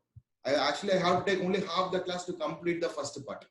Okay, but it will take full day class, I think, this full class. Okay, don't because it is blocking, no, other students are waiting. Okay, if I'm keeping on answering this means class will not move forward. So it is a live class means it is not a problem. Supriyo, don't raise your hand. Okay, you can wait at the end of the class. You can wait at the end of the class. Class is, you are disturbing the class. National treatment, just now I am explaining. Okay, don't worry. See, national treatment means we are giving concession to our local players. Yes. So we are giving concession to our local players. Okay. And by giving more concession to our local players, we are buying our local products only, and we will not buy foreign countries' product. We will buy only Indian wheat. We will not buy Canadian wheat. Like that, discrimination should be there. How you are treating your local players, similarly, you have to treat the foreign countries' players. That means treat the foreign product as your local product. That is called national treatment. How you are treating your national product. National country means your country's produced product. Similarly, you have to check. That means you have to treat the foreign country's product. That means don't give subsidy. That means don't put partiality in putting tax and tariff on foreign countries' product. Don't discriminate the foreign product by giving more preference, by giving more subsidy to the local product. So these two principles are called non-discrimination. And then two, reciprocity. What is reciprocity means? See, because we are giving some, we are treating everybody equal. That means some other country who are getting the benefits from India may not, India may not get benefit from that particular country. That means WTO says that if anyone is getting benefit from WTO, other country also should contribute to WTO principle. So you are getting benefit from WTO principle means you should also give some concession to WTO. Okay, so I am benefiting because Pakistan is benefiting because of MF1 status means Pakistan in return have to give some kind of benefit so that India will enjoy. So like that, reciprocity. And all the agreements are binding and enforceable commitments. Okay, that means if you in WTO any agreement is signed means the agreement will be enforceable. How means if a country is breaching the WTO principle means the aggrieved party will go and file a case in WTO. And WTO, like a court, a dispute settlement mechanism is available in WTO. And the dispute settlement mechanism, what they will do is they will settle the issue. They will adjudicate the issue. If the party who offended is not accepting WTO's judgment means, then WTO will ask other members in WTO to put economic sanction against that particular country. Okay, nobody will have trade with that particular country, or that particular country may not enjoy the WTO's benefits. Okay, so that's why all the agreements are binding. And then fourth one, transparency. Okay, put your question at the end of the class.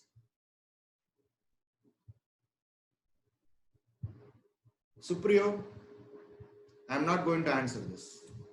Okay, see, just now I'm explaining what is that. You are discussing about the current issue. Okay, just wait for some time. Okay, so don't block my class. Other students are disturbed. Okay, my class is also not moving forward. Okay, so transparency. So transparency means, see, I'm checking this because audio video problem is there or not. Another problem is there. Somebody is typing in some other person's name. Okay, like some students were scribbling. Okay. Some student is asking the question in another student's name. Okay, why this is there, I don't know. Okay, leave it. Okay, so you people have to act in a matured way.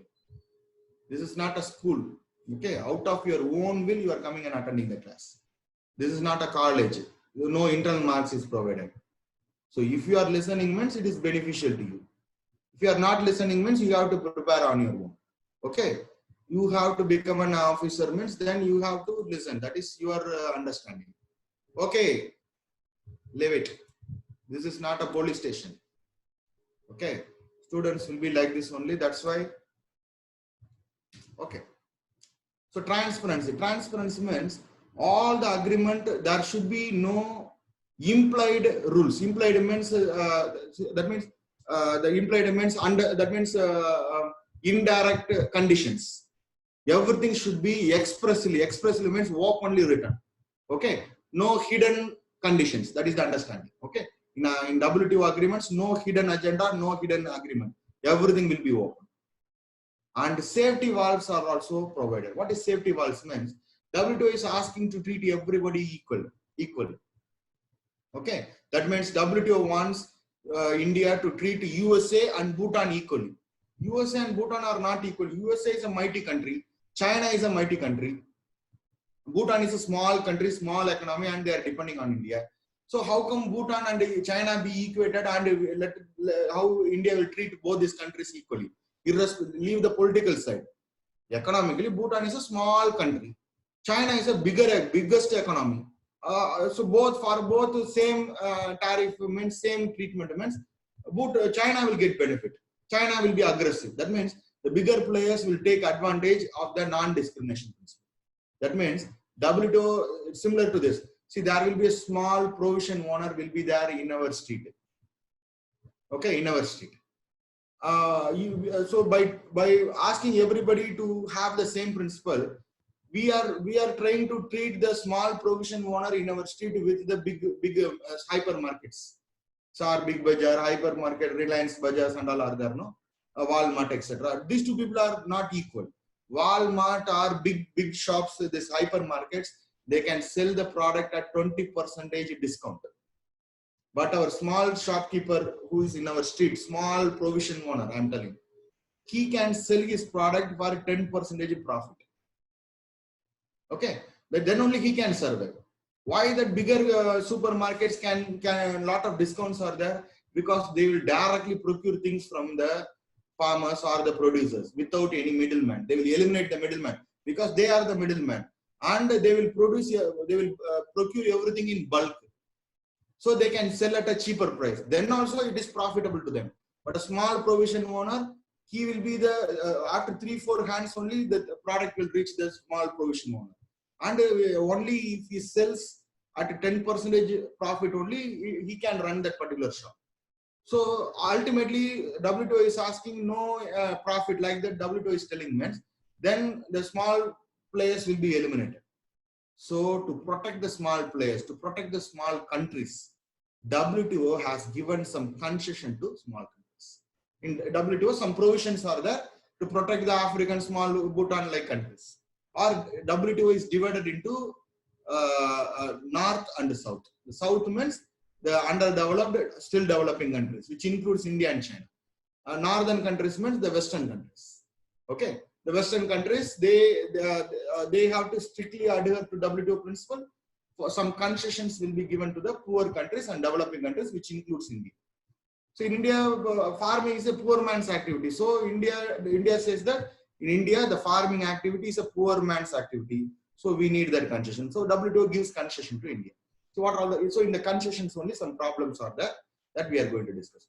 So based on these principles only, WTO agreements are signed. Okay. And then Doha Development Agenda. What is Doha Development Agenda? DD, or simply Doha talks. All are same only. What is this? It is the current trade negotiation going on in WTO, which started in Doha meeting November 2001. That's why it is called Doha Development. So it is they are trying to have some agreement. So in Doha they started negotiating that agreement. Those agreements are called Doha Development Agenda, or simply Doha talks. Okay.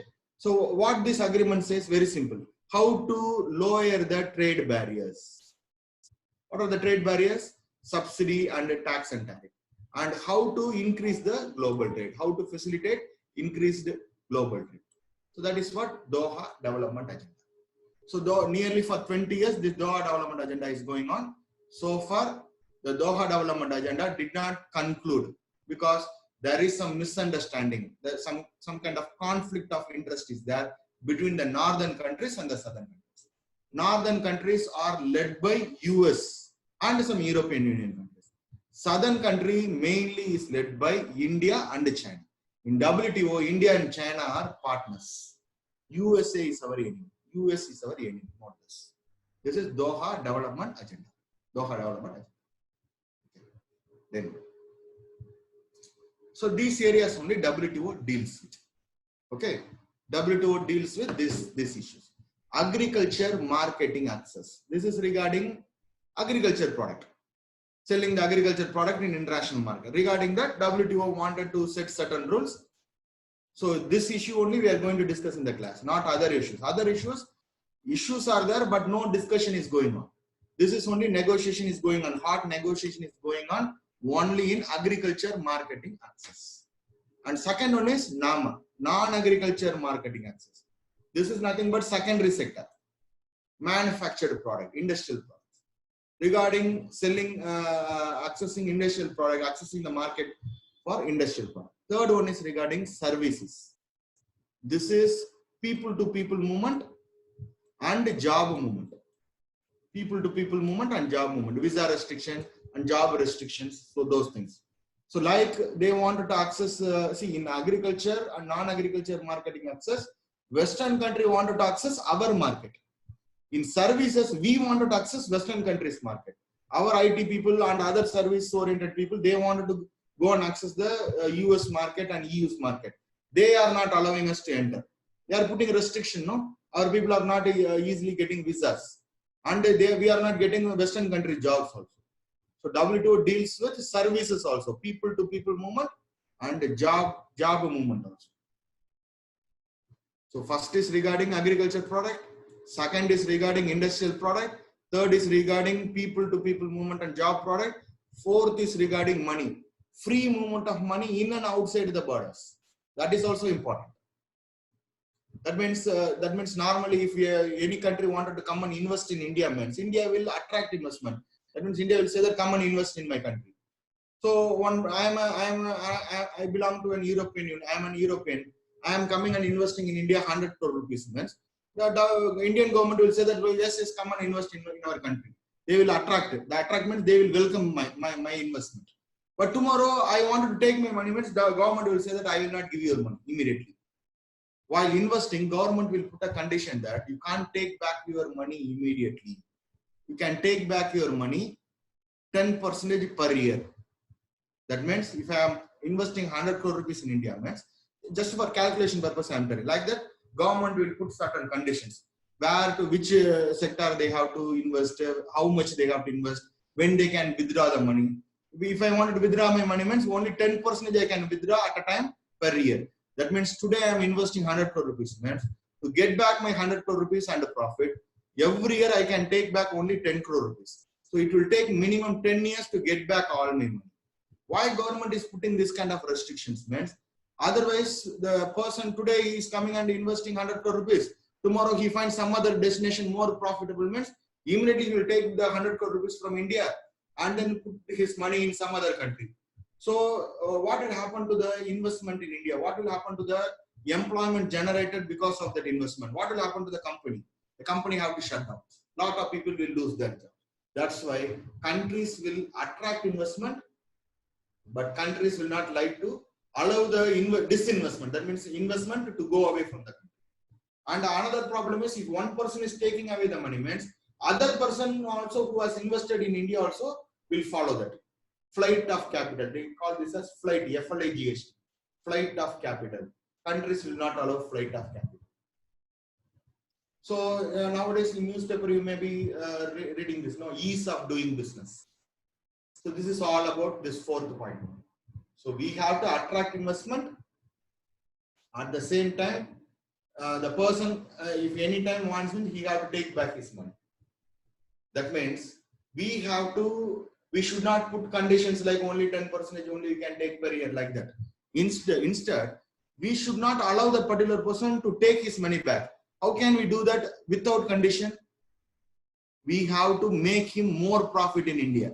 That means we have to bring confidence in the mind of the investor that if you invest your money in India, you will get lot of profit, quick profit. And your money is safe in India. Suppose he is coming and investing in Indian company. That Indian company is going down. It is going Diwal means his 100 crore is gone. Like that, India should not do it, should not allow it. So India have to keep our economy vibrant, so that foreign players, the foreign direct investment, they will invest in India, and they won't take back their money. It will be beneficial to India and also that particular person. Okay, so don't put restrictions on money inflow and money outflow. That is called investment. WTO deals this also. Okay, so this is agriculture product, this is non-agriculture product, this is service product, this is investment, and this is about ideas, intellectual property rights. WTO deals with intellectual property rights. Okay, trade related intellectual property rights. In WTO, you can refer TRIPS, TRIPS, TRIPS, trade related intellectual property rights. Okay, suppose some regarding trade, some commercial product means who founded, discovered that particular product, entire rights belongs to that particular person. See, for example, let us take medicine. Medicine is the best example. Okay, for example, energy boosting medicines are there.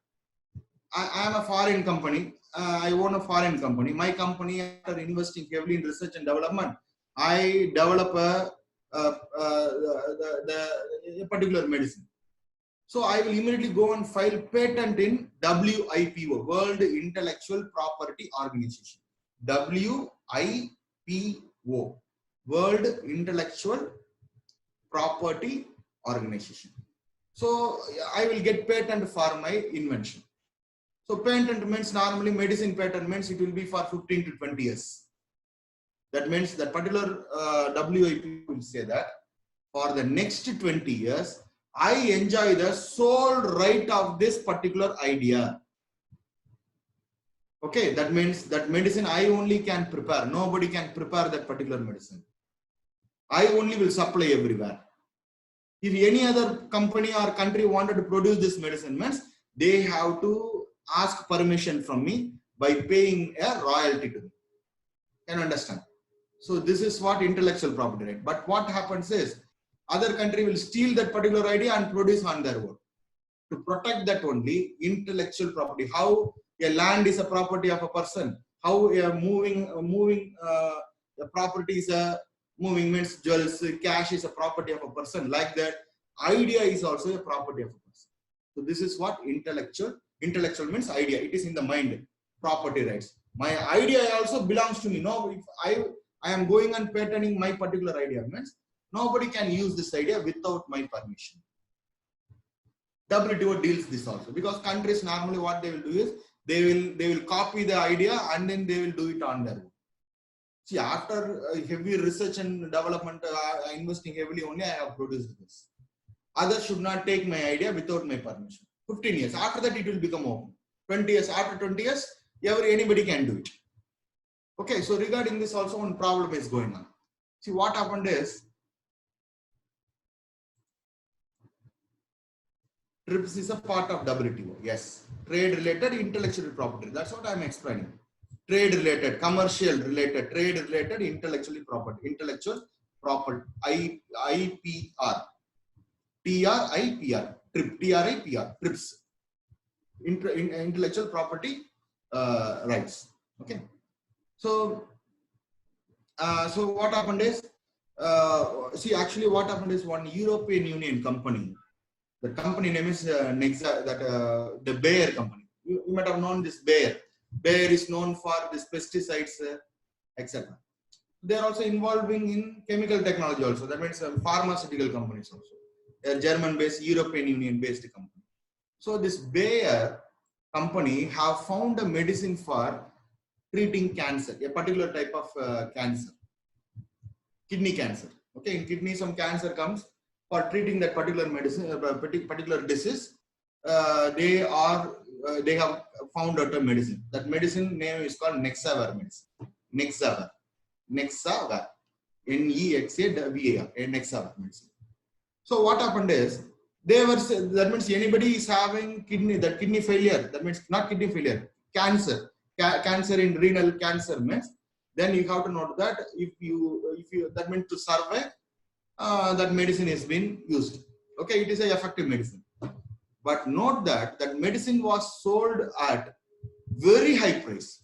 1 month that course of medicine cost, I'm telling the exact price, 2 lakh, approximately 2,75,000 rupees. 1 month medicine tablet, some injection, whatever it is. I don't know what is the real medicine. That Nexavar medicine cost 2,75,000 rupees per month. I am having renal cancer. I mean, to survive for 1 month, I have to eat that Nexavar. I have to spend 2,75,000 rupees per month. See, 2,75,000 rupees only is the annual income of average Indian. Approximately, I'm telling you, just for okay. So, if we take 25,000 per month means that totally 3 lakh rupees is the total income of myself. Then how I can spend 2,75,000 rupees just to survive on medicine for 1 month? What will happen to my other expense? How I will mobilize 2,75,000 rupees? That's why in India there is an Internet Patent Act is there, 1975 Patent Act is there. In the Patent Act, there is one provision is that provision is called compulsory license provision. Compulsory licensing provision. What is the compulsory licensing provision is? Indian government, since this kind of medicine, this Nexavar medicine is a life-saving medicine. It is not just energy boosting medicine. It is not just for immunity development or any other thing. If I'm not eating that medicine means I am going to die. Indian citizens are going to die. So what Indian government will do is, Indian government will give the compulsory license. It is a term, compulsory license is a term. India will give a compulsory license to a local company. That local company, what they will do is, they will copy that medicine. They will buy one medicine. If they do research, easily they will find out what is the combination of chemicals available in that particular medicine. Easily you can find it out, the chemical formula. And mostly it will be written in the label also. So, that Indian company can copy that particular medicine and produce that particular medicine, breaching the intellectual property rights. So, the breaching intellectual property right, that concept only is called compulsory license. So, actually, compulsory license easily government will not give it to the company. Conditions are there. Why compulsory license? Number one, that particular product, or I'm telling as an example as a medicine. It can be any product. That particular product is very, very necessary for our Indian citizen means that is number one, and it is not available in India. It is available in some other country only. Patent Act 1975 gives provision for compulsory licensing. Patent Act 1975. Okay, so the compulsory license says that on 3 conditions the government may give compulsory license to Indians. Condition number 1, that particular product is very, very important to India, but it is not available in India. Some other countries having it. Then India will allow some Indian producers to copy that and produce it on India. 1. Number 2, that particular product may be available in India, but may not be available in an affordable cost. So this Nexavar is the example. So the Nexavar medicine is available in India, but the total cost is 2,75,000 rupees, which is not at all possible. No Indian can buy it except you are a billionaire. Only the crore-patis can spend money to 3 lakh rupees per month for medicine. Nobody can afford it. Somebody is affected by this kidney cancer means he have to die. This is the thing. So to solve this problem, government may give compulsory license. Product not available, number 1. 2, available but not affordable. And number 3, that product should not be an Indian product. In India, somebody have done that means you can't, government will not give compulsory license. So in this case, the German-based company, EU-based company, Bayer only producing that particular medicine and selling it in India. But the cost of the medicine is 2,75,000 rupees. But what Indian government did is, the Indian pharmaceutical company applied for compulsory licensing. Indian government allowed it, and that Indian company is now producing that Nexavar medicine, that medicine, and selling it for approximately 3,000 rupees. 3,000 rupees with the profit. Third point is that Indian government will not give compulsory license to an Indian product. See, in India, I have found a medicine. Indian government cannot give that particular right to some other person. Okay, if it is found by a foreigner means we can copy it. But if that idea is founded by an Indian means you can't copy it. That is third point. Product not available. Two, product available but not affordable. Third one, it should not be an Indian product. Indian founded product. India cannot take the idea of one Indian and give it to another Indian. That is not possible. Okay. So on these three conditions only, compulsory license will be given. So now India is giving compulsory license to the local company. That particular company is selling that particular medicine for around 3,000 rupees. See, where is 3,000? Where is 3 lakh rupees? 100 times they are selling it. So actually we are copying their idea. This is a breach to intellectual property right. So next hour, Bayer, what they did is they filed a case in India that you are stealing my property, you are robbing my idea. India said that since this is a life-saving medicine and it is not affordable in India, we are doing this. So when the Bayer filed a case against this Hyderabad-based that pharmaceutical company, who came to the in an Indian court, who came to the rescue of the Hyderabad-based company? Government of India. Government of India said that I only allowed that, but I only asked that particular company to do it by providing compulsory license. So then Indian government asked, well, then why are if we can produce the same medicine for 3,000 rupees? Earlier we did not have the idea, that's all. But in India, the same medicine can be manufactured 1 month package. That means the course cost only 3,000 rupees or take 5,000 rupees. But how can you sell it for 2,75,000 rupees? Like that, when we asked the Bayer said that we have invested heavily in research and development. See, India did not do any research and development. We copied it, and then this is something like taking a Xerox copy of a copyrighted material. Somebody is writing a book with full effort. What people will do? They'll go and take a Xerox and then they'll distribute the Xerox to everyone. Then how that particular person who founded that, who done that particular work will get benefit? So this is for that purpose only intellectual property rights are there. But India, when India asked, that particular company said that I have invested in thousands of projects. I have spent crores and crores of rupees in the 1,000 projects. The government, if the in research and development, if they are investing in 100 projects, means don't think that all the 100 projects will deliver result. No, more than 95 to 98% of the projects will become failure projects, because invention discovery is based on trial and error method. No, out of 100 tries, 2 tries, the 2 in 2 method it will work out, and they have, that means from the 2 method only they will make some product, and they have to take the money they have invested in the 2 product and the 100 product from the 2 product. Okay, so research and development will increase. That means it requires lot of cost, so it will be difficult. Okay, difficult selling at a low price. But a Hyderabad-based company did not involve in research and development. Just they bought that medicine, did some reverse engineering, and then find out what all the chemicals available. The same formula they simply produced it. That's why they were able to sell at 3 lakh rupees. Then government said that that means we have to protect the intellectual property right. If Indian government only allowing the stealing of this idea means, then those companies said that here afterwards, if you are doing like this means, then we won't innovate anything. The corona is there, one particular country is producing that medicine means they have to get some benefits, no, but other countries will simply, but if it is a life-saving medicine means WTO says that if that medicine is a life-saving medicine, to protect their countrymen, the country can do it. But we can't use this for commercial purpose. That means we can't sell it for outside India. So to protect Indian citizen, Indian government is taking this drastic step. So this has been allowed. So like that, some issues are going on. So this is one example I'm telling. Okay, and note that this pharmaceutical, but even after taking all the money it has invested in research and development, they are putting extraordinary, they are charging extraordinary money as profit. Okay, that's the reason why that particular company is selling the medicine for 2,75,000 rupees. The Indian copied Indian medicine, no, that medicines are called generic medicines.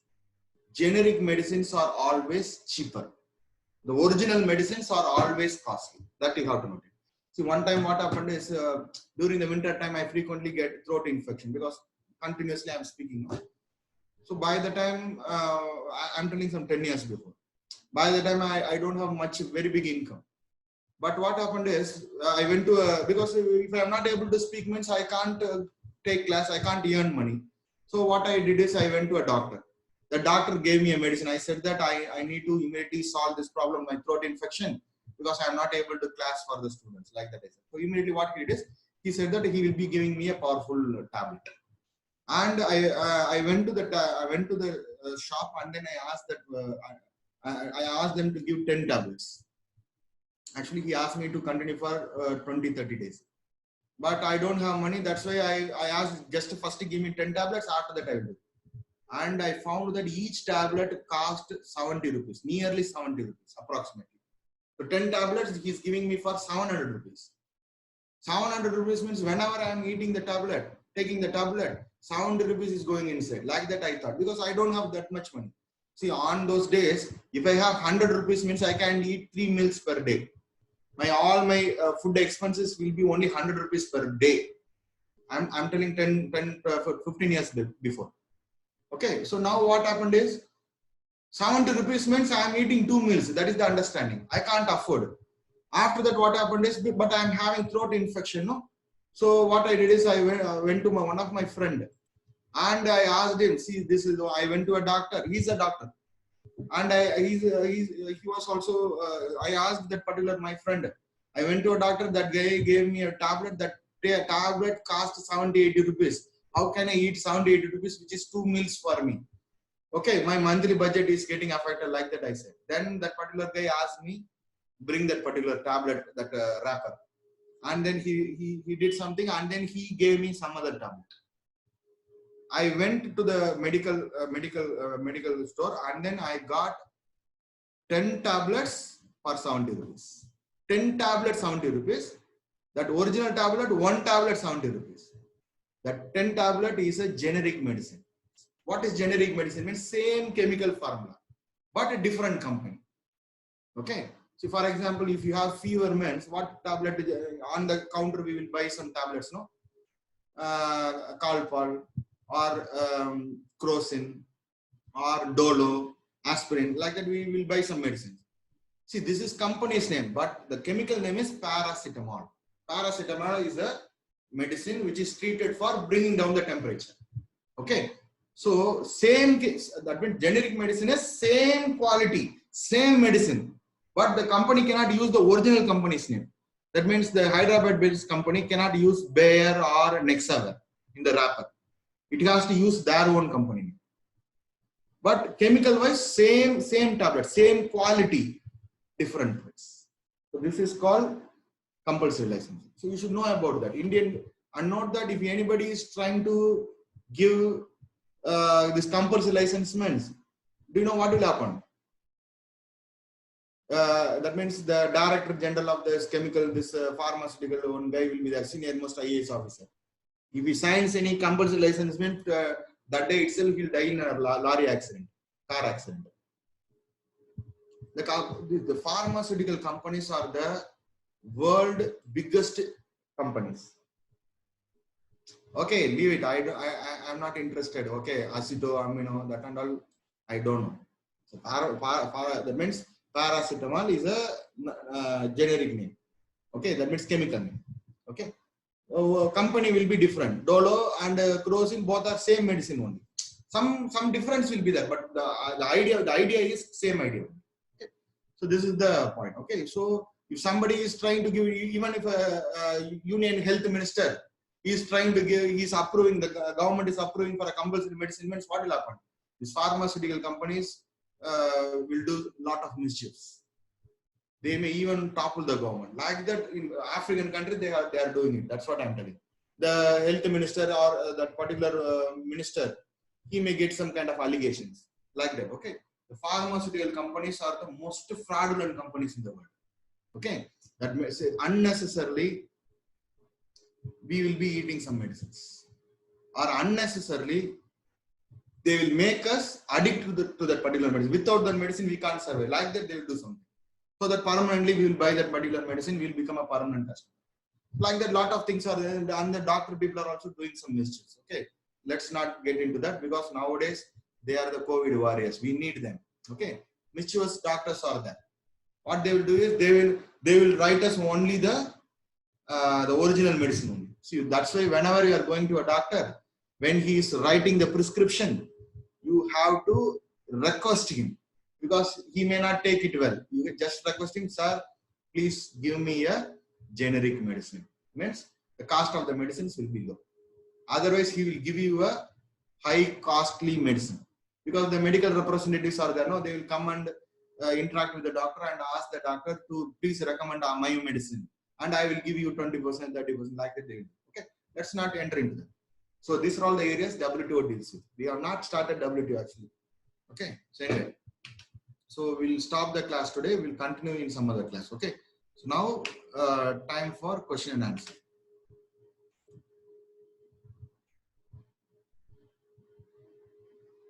CLP, what is CLP?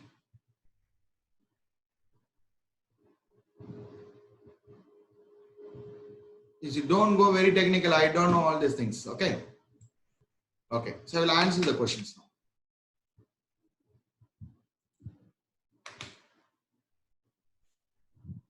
Yes, Pavitra. Hello, Ji. Yes. Ji, I would like to know about what is the relation between the subsidy reduction, which that is taking place in countries all over the world, Yes. and its link between direct cash transfer benefits to the farmers. So that area we have not discussed, but I will tell you in short. Okay, WTO is only pressurizing all the world country. Don't give subsidy, because it is against giving subsidy. No, that's what we have discussed today.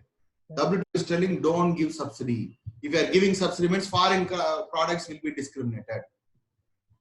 Can you understand? Yeah. See, production cost of 1 wheat grain is 10 rupees. With the profit, both Canada and Indian products will be sold for 15 rupees. Means take as an example. But Indian government is giving 5 rupees subsidy to our farmers. Means the production cost of Indian farmers will be 5 rupees, profit 5 rupees, another 5 rupees. So our products will be sold for 10 rupees. Canadian wheat will be sold for 15 rupees. So by doing this, you are giving an undue advantage to the local players by giving subsidy. That's why government is telling don't give. That means WTO is telling to the all nation government don't give subsidy. So regarding the DBT system, we will discuss tomorrow. Oh, it needs little more explanation. I will tell you tomorrow. I will answer this. Okay. Okay, Ji. I have one more question. Yes. India signs a lot of bilateral trade agreements with countries as one-to-one agreement, right? Yes. Does that agreements have to comply with the WTO guidelines or something? Yes. I will tell you. Yes. So this is a good question. See, the thing is, WTO said that if you are giving MF1 a special status to anyone, give the same status to everyone. That is what WTO says. But WTO allows regional agreements. India, ASEAN, India, South Asia, India, EU, India, EU free trade agreement negotiation now is in talks now. So regionally we can sign FTA agreement. FTA agreement means if India have signed free trade agreement, FTA agreement with any country means the tax percentage is 0%. So what India have done is, since we have to treat every country equal in terms of MF1, India, a country like India have fixed the MF1 percentage as top percentage. So in India, approximately, I think I checked the value, the MF1 tariff percentage is 27%. Gee, what is MFN? I didn't get that. Most favored nation, I have discussed. Yeah. Okay, fine. Okay, sorry. So MF1 status means you are giving concession to one country. Same concession have to be given to all the countries. So Bhutan, earlier we put a 2% or 10% tax. Pakistan, we put 50% tax. So this is MF1 to Bhutan. So WTO said that since Bhutan is getting 10%, you give 10% to all the people in WTO. So that's why India said that then in that case, Bhutan, you pay 27%. All the world country pay 27%. So 27% is one of the highest percentage. Okay, so we are adhering to WTO principle. Okay, so my best concession is 27% tax. That is what India is telling. But what WTO is doing is WTO is allowing countries to sign free trade agreement regionally with bilaterally also. If you sign that kind of agreement, means the free trade agreement means 0% taxes. WTO allows that. Why? Means because WTO wanted to sign a globalized one single universal FTA. That is not possible for WTO because of the problems we are going to discuss. That's why it is allowing, see, 50 students or 50 countries are there. WTO is allowing free trade agreement individually. So India is having free trade agreement individually with all the countries. Means like that every country are having free trade agreement with every country 0%. Means ultimately WTO can consolidate it and say that, so here afterwards, no need of any individual agreement. Since everybody are having 0% tariff with everyone, we can have a single agreement called WTO agreement in which world countries should not put any tax on any countries. Can you understand? Okay, okay. So this free But that trade is not agreement possible. 0%. You know? So in the 0% can be product specific with countries, or it will be like Product for every specific. product? First we are doing it product specifically. Okay. Actually. Okay, so but not for if India and Japan have signed free trade agreements. Okay, free trade agreements, all the different types of free trade agreements are there. That needs a lot of discussion. The thing is, products, we have a list. So in this, we will have something called negative list, positive list. In positive list, no tax. Negative list, it is open. We can put any amount of taxes like that. Mutually, one particular product will be benefiting both parties. No, for that, no tax. Okay. In certain things, we will put tax like that. Product specific FTA agreements are signed now. But ultimately, when you sign it with everyone, ultimately it will become a universal free trade agreement. This is what WTO is trying to do. Okay, so okay. This only when we discuss other issues, we have not discussed the issue. What WTO is doing only I have discussed. Today's class came to an end. Okay, after that, tomorrow's class we will discuss. Okay, G, in the like this Nexa medicine case you said, right? That problem is still going on, or that's still going on that issue? No, India already has given that medicine, the compulsory license. No. Then they would have filed a case in WTO or something. They would have. No, WTO itself is allowing. No, WTO itself is allowing. If it is a life-saving medicine, you do it. See, our citizens are dying. What is the duty of Indian government? To protect our people. Our people are dying. So Indian government is taking the extreme step to do that. So this is of no choice. No, Indian government have no choice. Out of no choice, I am doing like that. India will argue. So if you are desperate, then you have to do it. WTO cannot stop it. Okay. WTO is allowing it, but in the name of that means like that we will say that everything is important. Like that, India will go. So Indian government also have passed Intellectual Property Rights Act. So India itself is telling that we should not steal it. But India will give compulsory license. Can you understand? On exceptional cases, since it is a life-saving medicine. Okay. Life-saving medicine means if that medicine is not available to me or not available to me at an affordable cost, the cancer patient will die. See, to protect him only, the government is there. That's why government is telling I myself will steal it by giving compulsory licensing. It is allowing the company to steal that idea, and Indian government will defend it. Okay. That's it. Thank you.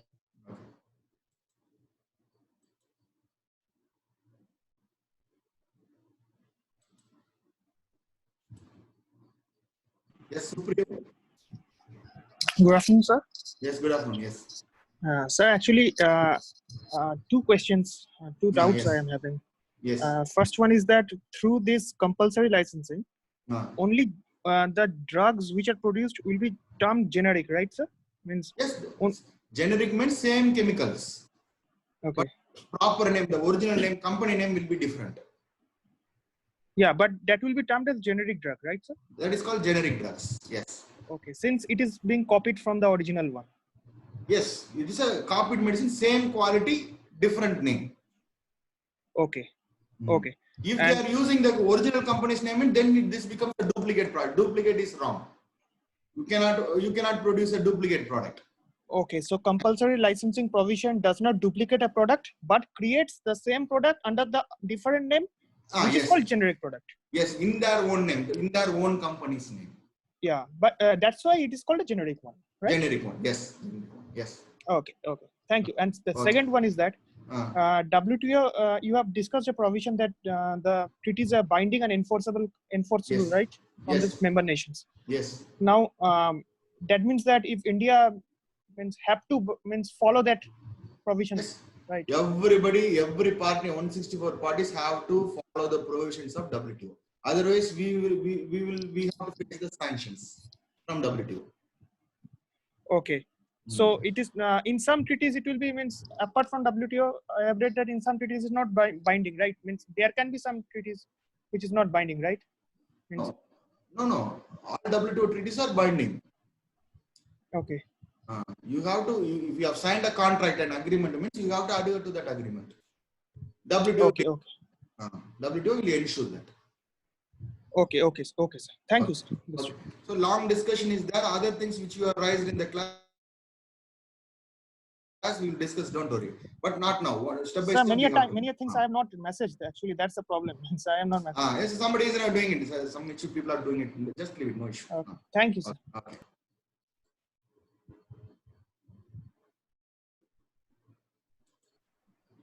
Yes, Ananda Karthik. Hello, sir. Good afternoon, yes, sir. Yes, good afternoon. Yes. Sir, actually, what is transparency and safety also, sir, in principle of WTO? See, transparency means if you are signing any agreement means okay, sir. All the provisions should be clearly written. Okay, sir. What they call it as expressly. Expressly means no hidden agenda. Okay, sir. Okay, so sometimes conditions apply like that they will put no. Oh, yes, sir. Yes, sir.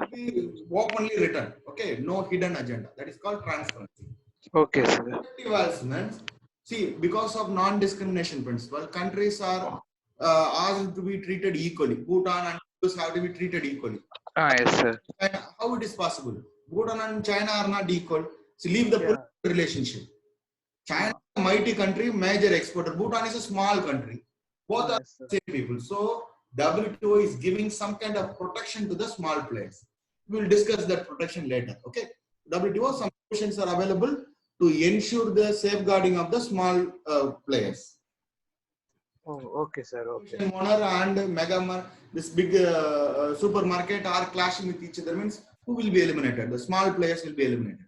Yes, sir. Small players, some provisions are there. Oh, okay, sir. Okay. Approves it. Some concessions they are giving it to the small players, small countries. Those small countries. Okay. Okay, sir. Thank you so much, sir. Okay. Yes, Haripriya. Good afternoon, sir. Yes, good afternoon. Yes. So, did you have a session where you have about India and Cuba relations? Yeah, voice is not clear for me. So, do we have a session where we'll talk about India and Cuba relations? No session. See, Cuba, India. What is the relation we are having? No relation. Cuba, India. So no importance in Indian point of view. Cuba is an important country to India in non-alignment movement. That's all. Right. Okay. That's all. Okay. Beyond that, we don't have much interaction with Cuba. Okay, sir. From Cuba, we sometimes import sugar. Now India is self-reliant in sugar. The cane sugar. Okay. So beyond that, no big interaction with Cuba. Okay, sir. So this is regarding generic medicine. So basically, generic medicines are unbranded ones, but the same efficacy. See, what is brand? Brand means more money. You have to pay more money. That's all. Yes. See, that means once I went to a tailor shop. That guy was manufacturing some. That means that it is not a tailor shop. It is a small manufacturer. Okay, shirts. He was selling it for 500 rupees. I asked that why can't you reduce this? He said, if I'm giving it to the company, they will stick their name and then they will charge this 1,500 rupees. Like that is. So same generic medicine means same product only. Okay, but manufactured by different guy. No change in terms of quality. So the original medicine in terms of name only. Okay, sir. So original one with patented one also under the Indian Patents Act. Yes, yes, So then how will the government can allow another party to produce the same drug? yes. Because it is a patent one in WIPO. In world country, it is another world country who has patented that. In India, it is not available, or it is not available at affordable cost. Then what is the choice India is having? See, for example, US have founded medicine for COVID-19. So US itself, what it is doing is it is not giving the medicine to anyone, but they are doing is they are producing on their own, and they are charging us one vaccine means 1 lakh rupees. What is the option available to India?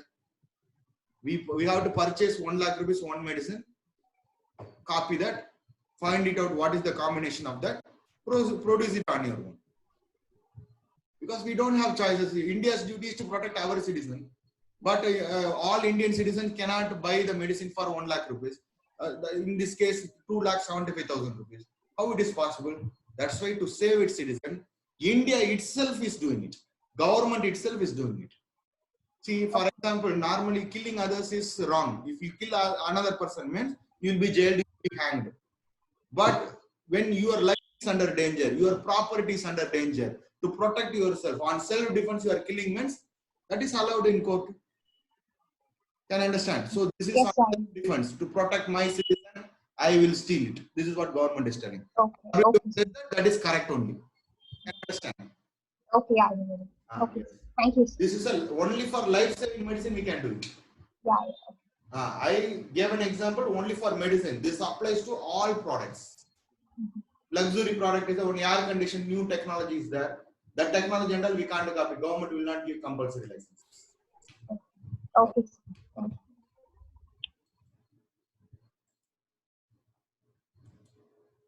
Stevenson? Sir, good afternoon, sir. Yes, good afternoon. Yes. Sir, my doubt is, sir, you said that the compulsory licensing would be extended to all products. It includes the raw materials or only the finished products, sir? Some raw material is used for some purpose. Would that be also included in the compulsory licensing? No, that is regarding that product only. How raw material will be a patent one? No, sir. If for some medicinal purpose, if some raw material is being used, means would that be also patented or? How that will be patented? Raw material belongs to the land. Okay, it is only for the farmer, intellectual property. Raw material means some you are talking about some matter, some things. This is about intellectual, which is only in our mind. Formula.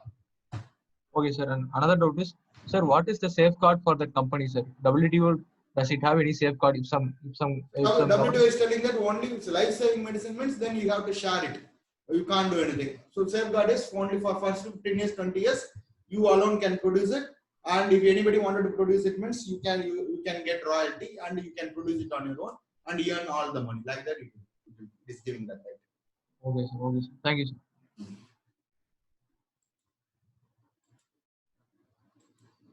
Om Prakash. So, am I audible, sir? Yes. Sir, my doubt is whenever a country is under economic sanction, remaining countries can maintain the trade relationship with the economic sanction country or not, sir? The economic sanction is no trade with that country. That is called economic sanction.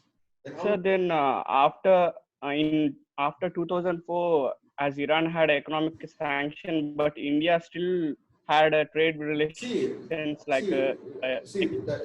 will be some specification will be that you should not buy with that country. You should not buy this thing. Like that, some specific economic sanction means not 100% cut off. It can be 100% trade cut off, cut down, or specific products or limited period, limited products. It can be anything depending upon the issue. Sir, okay, sir. My next doubt is regarding currency swap agreement, sir. Yes. Sir, as we have currency swap agreement with Iran, can we propose these type of agreements with the other countries? Like as Iran is an opponent to the US, even China can also have the same proposal with us. Yes, China and Iran will have a currency swapping agreement, but with respect to China, China can contribute something to Iran. So no need of exchanging currency. See, China will import oil and will export some products to Iran, which Iran wants. But with respect to India, the problem is we are importing oil. We don't have much to contribute to Iran. Okay. So that is the reason. Yes, That's sir. we have to pay them in US dollars. When paying US dollar is not possible, now Iran said that you pay it in Indian rupee, later I will get it. That is called currency swapping. Okay, sir. Thank you, sir.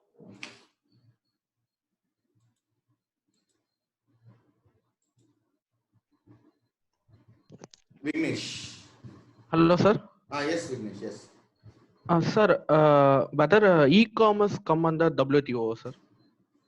E-commerce is not coming. Okay. E-commerce, where e-commerce comes here? E-commerce doesn't enter. That is trade, e-commerce doesn't come. But generally, agriculture e-commerce means international e-commerce or local e-commerce you are telling? International e-commerce, sir. Like Amazon, we can buy from other country. We can import it like that, sir. Those things will come under depending upon the product, whether it is a non-agriculture product or agriculture product, it will come. WTO deals with that. Okay, sir. E-commerce means you will be buying one particular laptop from US. One product is not a problem. When they are trying to sell it in bulk only, big issues are there. Indian government importing some 1 lakh laptops from US means then it becomes a big issue. Okay, sir. Individually, you are buying only one product, no? So that WTO will not come and deal normally. So this is retail and all. It's not a problem. Wholesale only issue is there. Okay, sir. Sir, my second doubt is you said about for medicine products, they can own intellectual property rights for about 15 to 20 years. Yes. How about other products, sir? For us, like other inventions? Yes, for every invention, certain period. Okay, sir. Depending on the during that particular period, you can't produce it on your own. Okay. So only 10, 15 years, 20, maximum 20 years it will be there. After 20 years, that idea will become public. For example, you are writing a book. One book, that book becomes a hit. But nobody can print that book without your permission, because that book is if you have copyrighted, that means. Okay, for every book sales, you should get one particular money. Suppose you're in net, I am downloading it and I am printing myself and selling it. I am taking all the money without giving you anything. Means that is not possible. But what will happen is after some time they sometimes borrow their songs are there. Those things are nationalized. Nobody will get money for that particular thing. Okay, so if I can also print that, I can take the entire money. So after some time, okay, things will be nationalized. For that, they will pay some kind of money to the next kin of that particular person, and after that, they will get their full rights. So government will publish it openly. Anybody can do anything with that, like that. For publishing Tirukkural, no need to pay royalty to Tirukkural or his family. We don't know who is those people. So those things are nationalized. Okay, sir. That we can nationalize. Okay, sir. Other doubt I having is like that WTO is opposing the subsidy, sir. But in our country, the subsidy is a major thing for the farmers and the MSME sectors. Yes. So for that only we can improve our economical status. That is the problem. This is the problem. This is the problem we are going to discuss. Okay, sir. Okay. The issue. WTO is telling don't give subsidy, but we wanted to give subsidy. So WTO is telling don't give subsidy to our farmers. India is telling if I am not giving subsidy, my farmers, even after getting subsidy, my farmer is committing suicide. This is India's argument. Can you understand? We are going to this in the next classes. Okay, this is the issue. So we have to regulate the subsidy. This is what WTO says.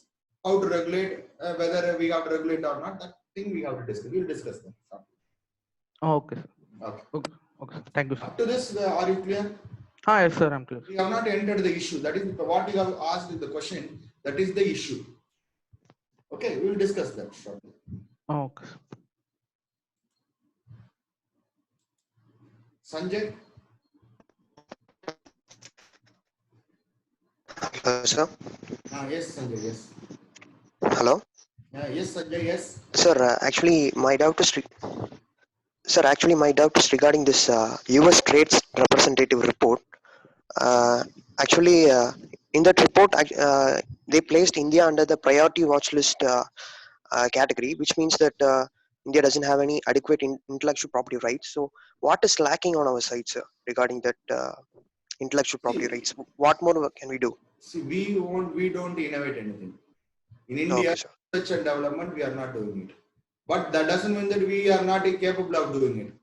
After studying it in IIT, what our people are doing? They are studying in Indian government's money in the Indian Premium Institute called IIT. And after that, these people immediately after clearing the examination, immediately they are going to US and they are working for US because US is investing heavily in research and development. We don't have money to invest in research and development because today you are investing means after 5 or 10 years only you can reap the benefit. That's why we need quick benefits. But for that you have to be patient. That India cannot do it. US can afford that money from its pocket. India cannot afford the money today. This is the issue. We have to concentrate Okay, sir. on research and development. Okay, sir. And my another doubt is they also removed India from developing nations too. They changed India's. Yes, what they're telling is because some countries are underdeveloped or developing nation, they gave some concession. So the concession, Okay. they're telling that no, you are not a poor country, you are now a rich country. You can understand. If we are Okay, sir. means we will get concession under safety valve. But US is telling no, India is not a poor country. India is a great country, rich country. Then the understanding is no more concession. Okay, sir. Okay. And will that change India's? Will that change other countries' perception regarding India? Yes, Like, this if India becomes yes, definitely. okay, sir. So, And developing actually, country we are getting benefits. Those benefits will be cut down. okay, sir. Thank you, sir.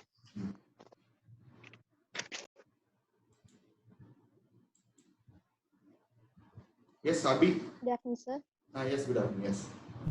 Could you please repeat the binding and enforceable commitments once again? Yes. See, under WTO, agreements are being signed. To India and US are signing an agreement, and India is breaching that agreement. Then what US will do? US will go to WTO court and then file a case that see, according to the agreement, India is not honoring that agreement. Then WTO will inquire into that and finally will give the judgment. India have to accept the judgment and correct the things. If India is not correcting the things, then WTO will ask the other members of WTO to put sanctions on India. Don't give any kind of benefits to India, like that. So India will be isolated from international trade. We won't get any benefits. So by doing this, we can say that WTO agreements are binding. Is it okay? Okay, sir. Thank you. Okay.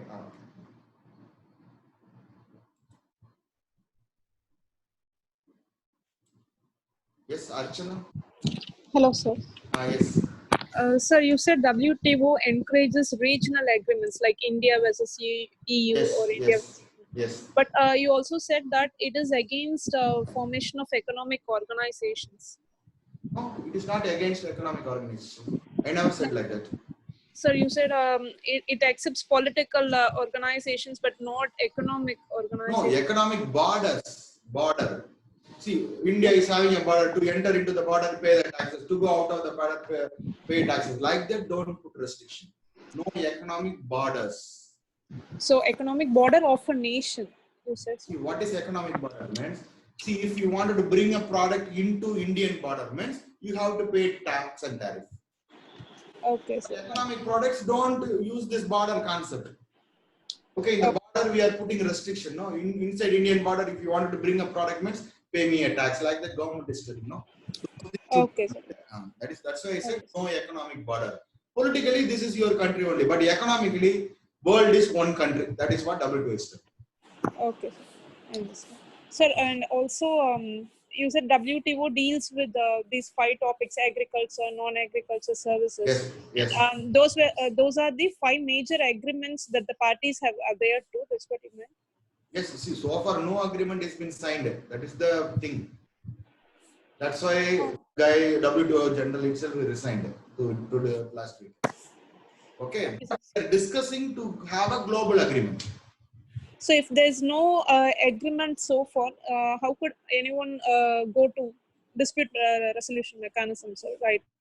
No, the thing is, Because WTO is going for the WTO is going for certain principles. Agreements are not signed, but somebody is breaching the WTO principles means then some people are going. Okay, okay. Sir. Okay, so if everybody adheres to the principle, then it will be easy to sign an agreement. So far, no big agreements. Small agreements are there. You have to adhere to this principle. Like that, certain agreements are there. But agreement on agriculture marketing access, agreement on non-agriculture marketing access, like that, holistic big agreement, full universal agreement has not been signed. Okay, sir. I understand. Thank you, sir. Okay.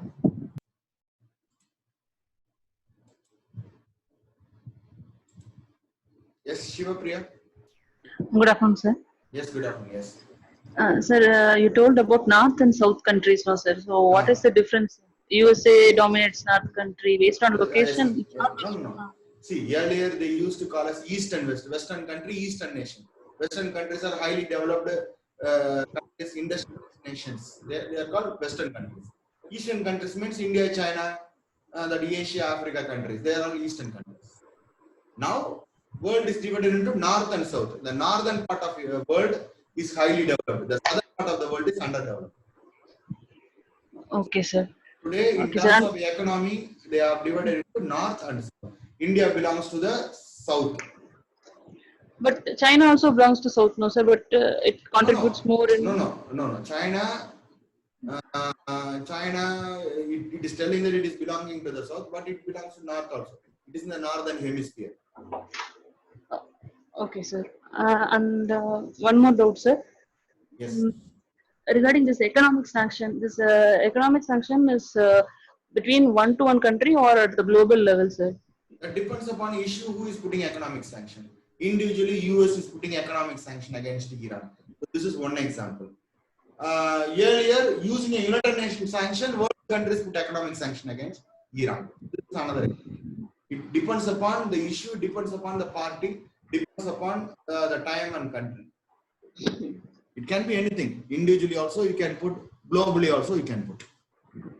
Okay, sir. And one more doubt, sir, regarding that safety walls. Is there any criteria, sir, for that concession? Yes, criteria is there. Criteria is there. Certain concession are being given to the smaller countries. Those things we have not discussed. Okay. So, okay, the criteria only, problem is there now. Okay, sir. And one more doubt, sir. You said that intellectual property rights is for product but not for raw materials. But not in the case product, it is not for product. It is for idea. It's for idea. Okay, sir. Yes. What is intellectual? Intellectual is in our mind, in our brain. Idea, formula, how to do it. Invention is an idea, not the product. Product means only if you give money, they will give you the product. Idea, you can steal it without giving money. Okay, sir. So this intellectual property is different from what we are having in India. That geographical indication, that is different. Geographical indication also is an intellectual property. This kind of product belongs to this country in this particular place. This is an idea. Okay, sir. Both are same. See, what is property means? If you have a land means that is a property, immovable property. If you have a bike means it is a movable property. If you have jewels means it is a movable property. Like that, this is an idea-based property, intellectual property, which is in our mind. It can be moved easily. Once you know particular formula, you yourself can produce that. But they are going and that means they are telling that this idea is mine. Like that, they are going and patenting it. Okay, sir. Yeah, now I got it, sir. Okay. Thank you, sir. Okay.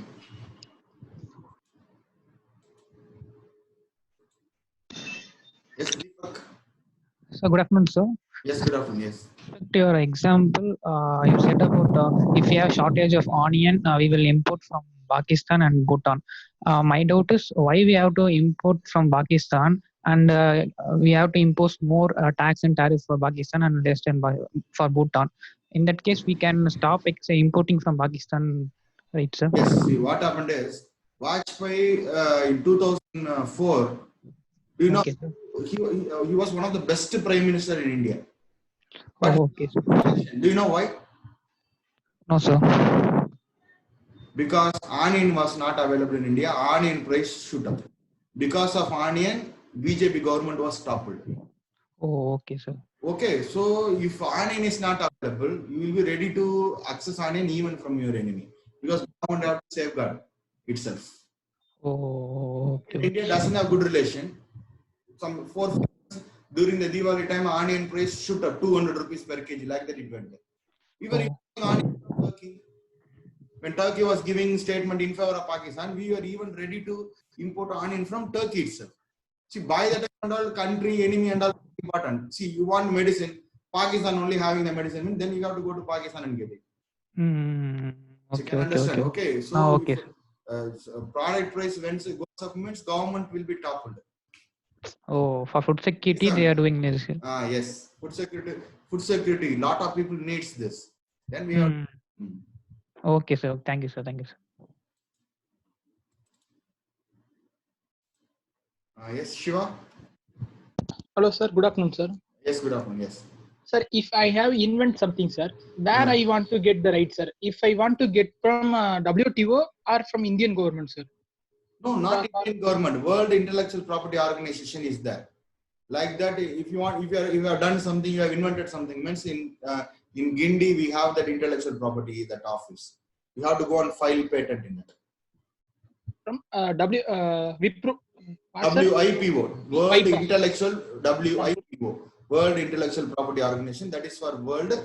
National level also we have that patent. Sir, on that website we must to get. Not website. You have, that is an office. You have to go and file that. This is my secret. I am filing it. This is mine, and it will check that whether other people have done that. If there is no objection, then they will say that this idea is yours. Then after that, nobody can do that. This is something like a copyright. Copyright, everything will be done there only. Okay, sir. Thank you, sir. For example, company name, portal names, company logo, and then trademarks, and then copyrights, and then patent. All these things you can do it there. Okay, sir. Indeed, that office is the big office. You have to go and patent that. Okay, sir. Thank you, sir. Okay.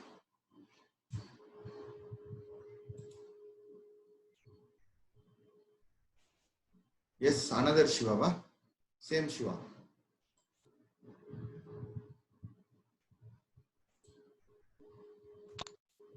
Yes. Hello, sir. Yes. Sir, and onion வந்து Bhutan and Pakistan வச்சு சொன்னீங்களாங்க sir. So friendly country அப்படின்னா நமக்கு பூட்டானே வந்து கம்மி ரேட்க்கு கொடுத்துருக்கலாம் இல்லைங்க sir? சரிங்க, நீங்க ப்ரொடக்ஷன் காஸ்டோட கம்மியா கொடுப்பீங்களா ஃப்ரெண்ட்லி கண்ட்ரினா? இப்போ நீங்க ஒரு ஆனியன் ஃபார்மர், ப்ரொடக்ஷன் காஸ்ட் என்ன பண்ணீங்க 9 ரூபாய் ஆகுது சார். 1 ரூபாய் உங்களுக்கு இன்ட்ரெஸ்ட் வேணும்ல, ப்ராஃபிட். So 10 rupees விக்கிறீங்க. எப்படி ப்ரொடக்ஷன் காஸ்டோட கம்மியா விப்பீங்களா? 10 ரூபாய் செலவு பண்ணி ஆனியன் நீங்க க்ரோ பண்ணிட்டு அதை 8 ரூபாய்க்கு விற்க முடியுமா உங்களால? அவன் அந்த ரேட்டுக்கு கீழே குறைக்க முடியாது. ஆனா இன்க்ரீஸ் பண்ணலாம் வேணும்னா. ஓகேங்க சார். அதனால தான் நம்ம வந்து என்ன பண்றோம், பாகிஸ்தானோட ப்ரொடக்ஷன் காஸ்ட் கம்மியா இருந்தது. ஒரு எக்ஸாம்பிளுக்காக சொல்றேன். பாகிஸ்தான் ப்ரொடக்ஷன் காஸ்ட் ஓகேங்க. அதனால அவன் 8 ரூபீஸ் விக்கிறான். இந்த பூட்டான்ல அதை ப்ரொடியூஸ் பண்ணனும்னா 10 ரூபீஸ் ஆகுது. அதனால 10 ரூபீஸ்ல அவன் விக்கிறான். எல்லாரும் பாகிஸ்தான் பிரைஸ பார்த்து பாகிஸ்தான் ப்ரோமோட் பண்ணுவோம். அதனால தான் கவர்மெண்ட் என்ன பண்ணுது, அவன் மேல டாக்ஸ் போட்டுட்டு அவனுக்கு 12 ரூபீஸும் அது பூட்டானுக்கு வந்து 10 ரூபீஸும் விக்கிறான். புரியுதுங்களா? ஓகே. ஓகேங்க சார். ஓகேங்க sir. Thank you, sir.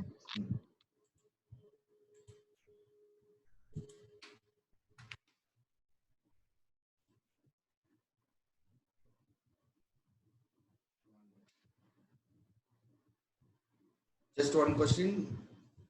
CLP enna. Okay, I don't know. Okay, India only went to Canada and imported, but it also wanted to restrict imports. What is the thing, sir? No, I am not able to understand. India only went to Canada. What is that statement? And imported, okay. But it also want to restrict imports. See, when there is more demand, we will import. We will go to that country and ask that particular country to send it. If we have enough means we will restrict. Already we are having enough. Then why you have to buy it from another country? That is understand. Okay. How subsidy will be a barrier? See, our farmers normally without subsidy they can produce the product for 10 rupees. Canadian product also will be sold for 10 rupees. But if Indian government is giving subsidy, means our farmers will get money. The production cost of our farmers will come down. So normally 2 rupees is his profit. Means government is giving 5 rupees. Means then farmers can be able to sell that product for 5 rupees. Because 5 rupees already government have paid in the way of subsidy. Subsidy is also paying that and getting it. Like that only it is the understanding. Okay. So if you are giving too much subsidy to the local players, means the production cost will come down. The local product will be sold at a cheaper price. Foreign product cannot enter our market. That's why giving subsidy is a trade barrier for foreign countries. Sir, can you repeat reciprocity? See, because WTO is asking us to practice non-discrimination, we are giving concession to some country, some European country. That from that European country, India is not getting any benefit. So to solve that only, if any country is benefiting from WTO, contribute to WTO. So WTO works based on give and take principle. Give something, lose something, and then take something like that. Okay, that is called reciprocity. Give and take it. Give concession and you get benefits from in some other thing. Can you explain binding enforceable mechanism? Yes. See, WTO principles are there. If anybody is going against WTO principle, and the aggrieved party will go and file a case in the WTO dispute settlement mechanism. And it will adjudicate and ask India to adhere to the principle. If India is not adhering to the principle, then WTO will ask other members to put sanctions on India. Nobody will give India any benefit. So India, afraid of that, will listen to WTO. That's why I'm telling WTO judgments, the court judgments are binding and enforceable. Difference between MFN and national treatment. MFN means don't treat best friend with other friend. Bhutan is our best friend, Pakistan is our another friend, or African country is normal friend. But if you are giving concession to Bhutan means you extend the same concession to the other friend, because everybody are your best friend. National treatment means your player, foreign player, like that.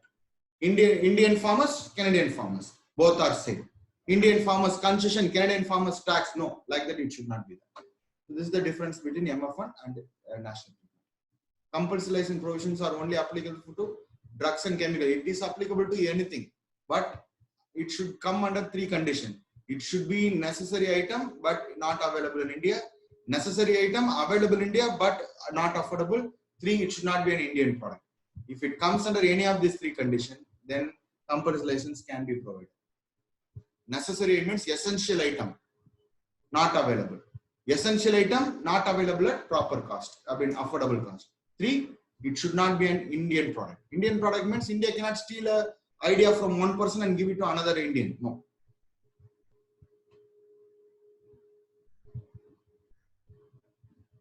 So MSP, MF and India I have explained.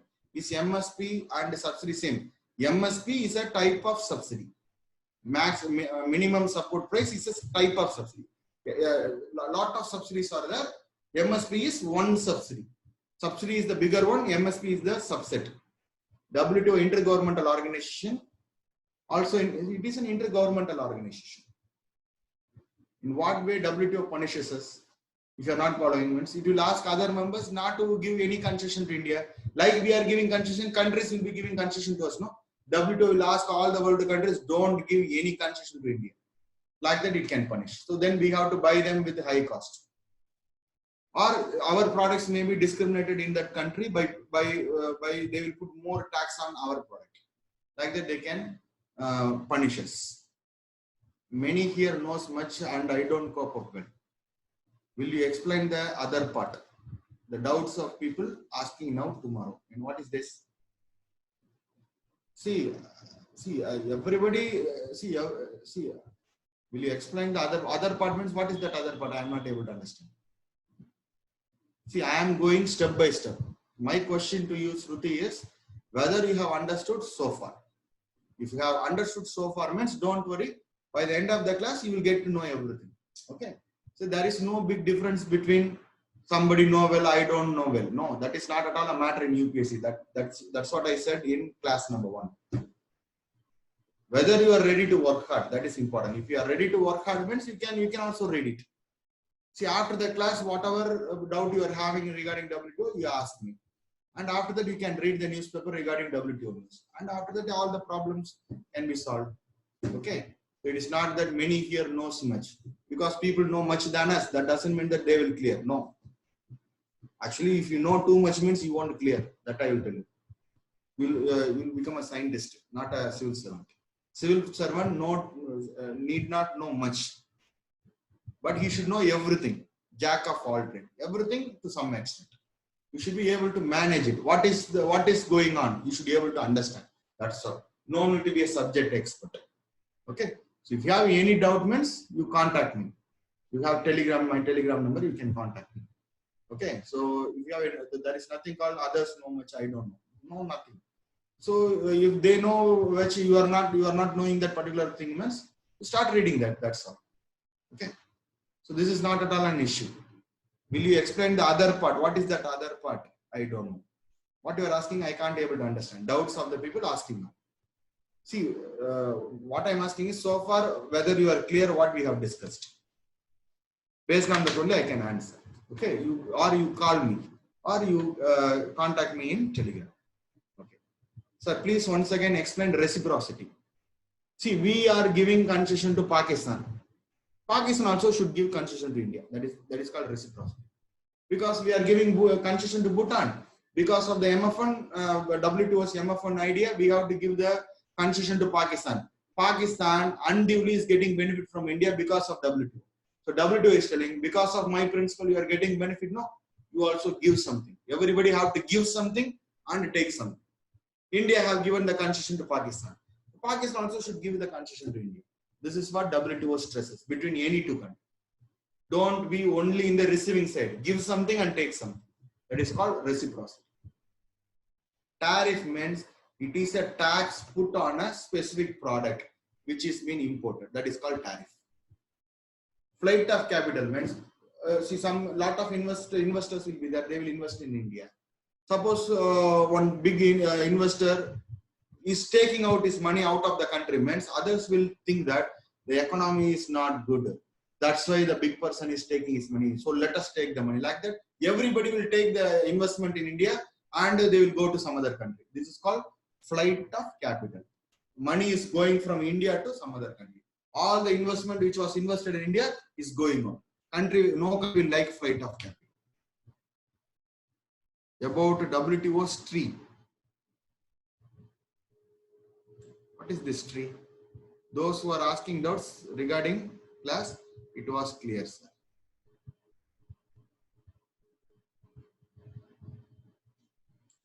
Okay, the big problem is you are not able to ask the question. What is this tree? WTO, about WTO's tree. So you directly contact me. Okay, Shruti, you directly contact me, then only I can answer. What you are telling, I can't understand. You raise your hands, I will answer. Okay. Compulsory license conditions. One, that particular product which is patented by a foreigner should be very, very important to India, an Indian citizen. For example, that Nexavar medicine.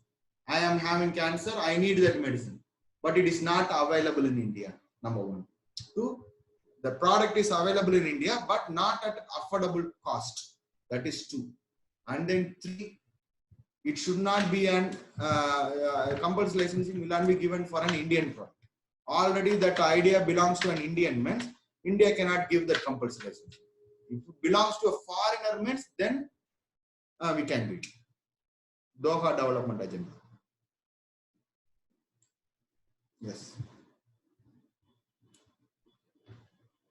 So this is compulsory licensing. The product should be available, necessary product, mandatory one. very, very important to India. Without I can't live. Like that, the product should be there, and it is not available in India. It is available only in some other country, but in India it is not available. Then India will allow compulsory licensing. 2, it is available in India, but not in an affordable cost. 2, and then 3, it should not be an Indian product. For Indian product, compulsory license will not be given. Okay, so I think I have answered all the questions. This is Shruti, you can contact me. I will answer what you are asking. I can't be able to understand. So after doubt clearing, you are clear. Okay. Then in that case, it is okay. Okay. So today's session is over. Thank you.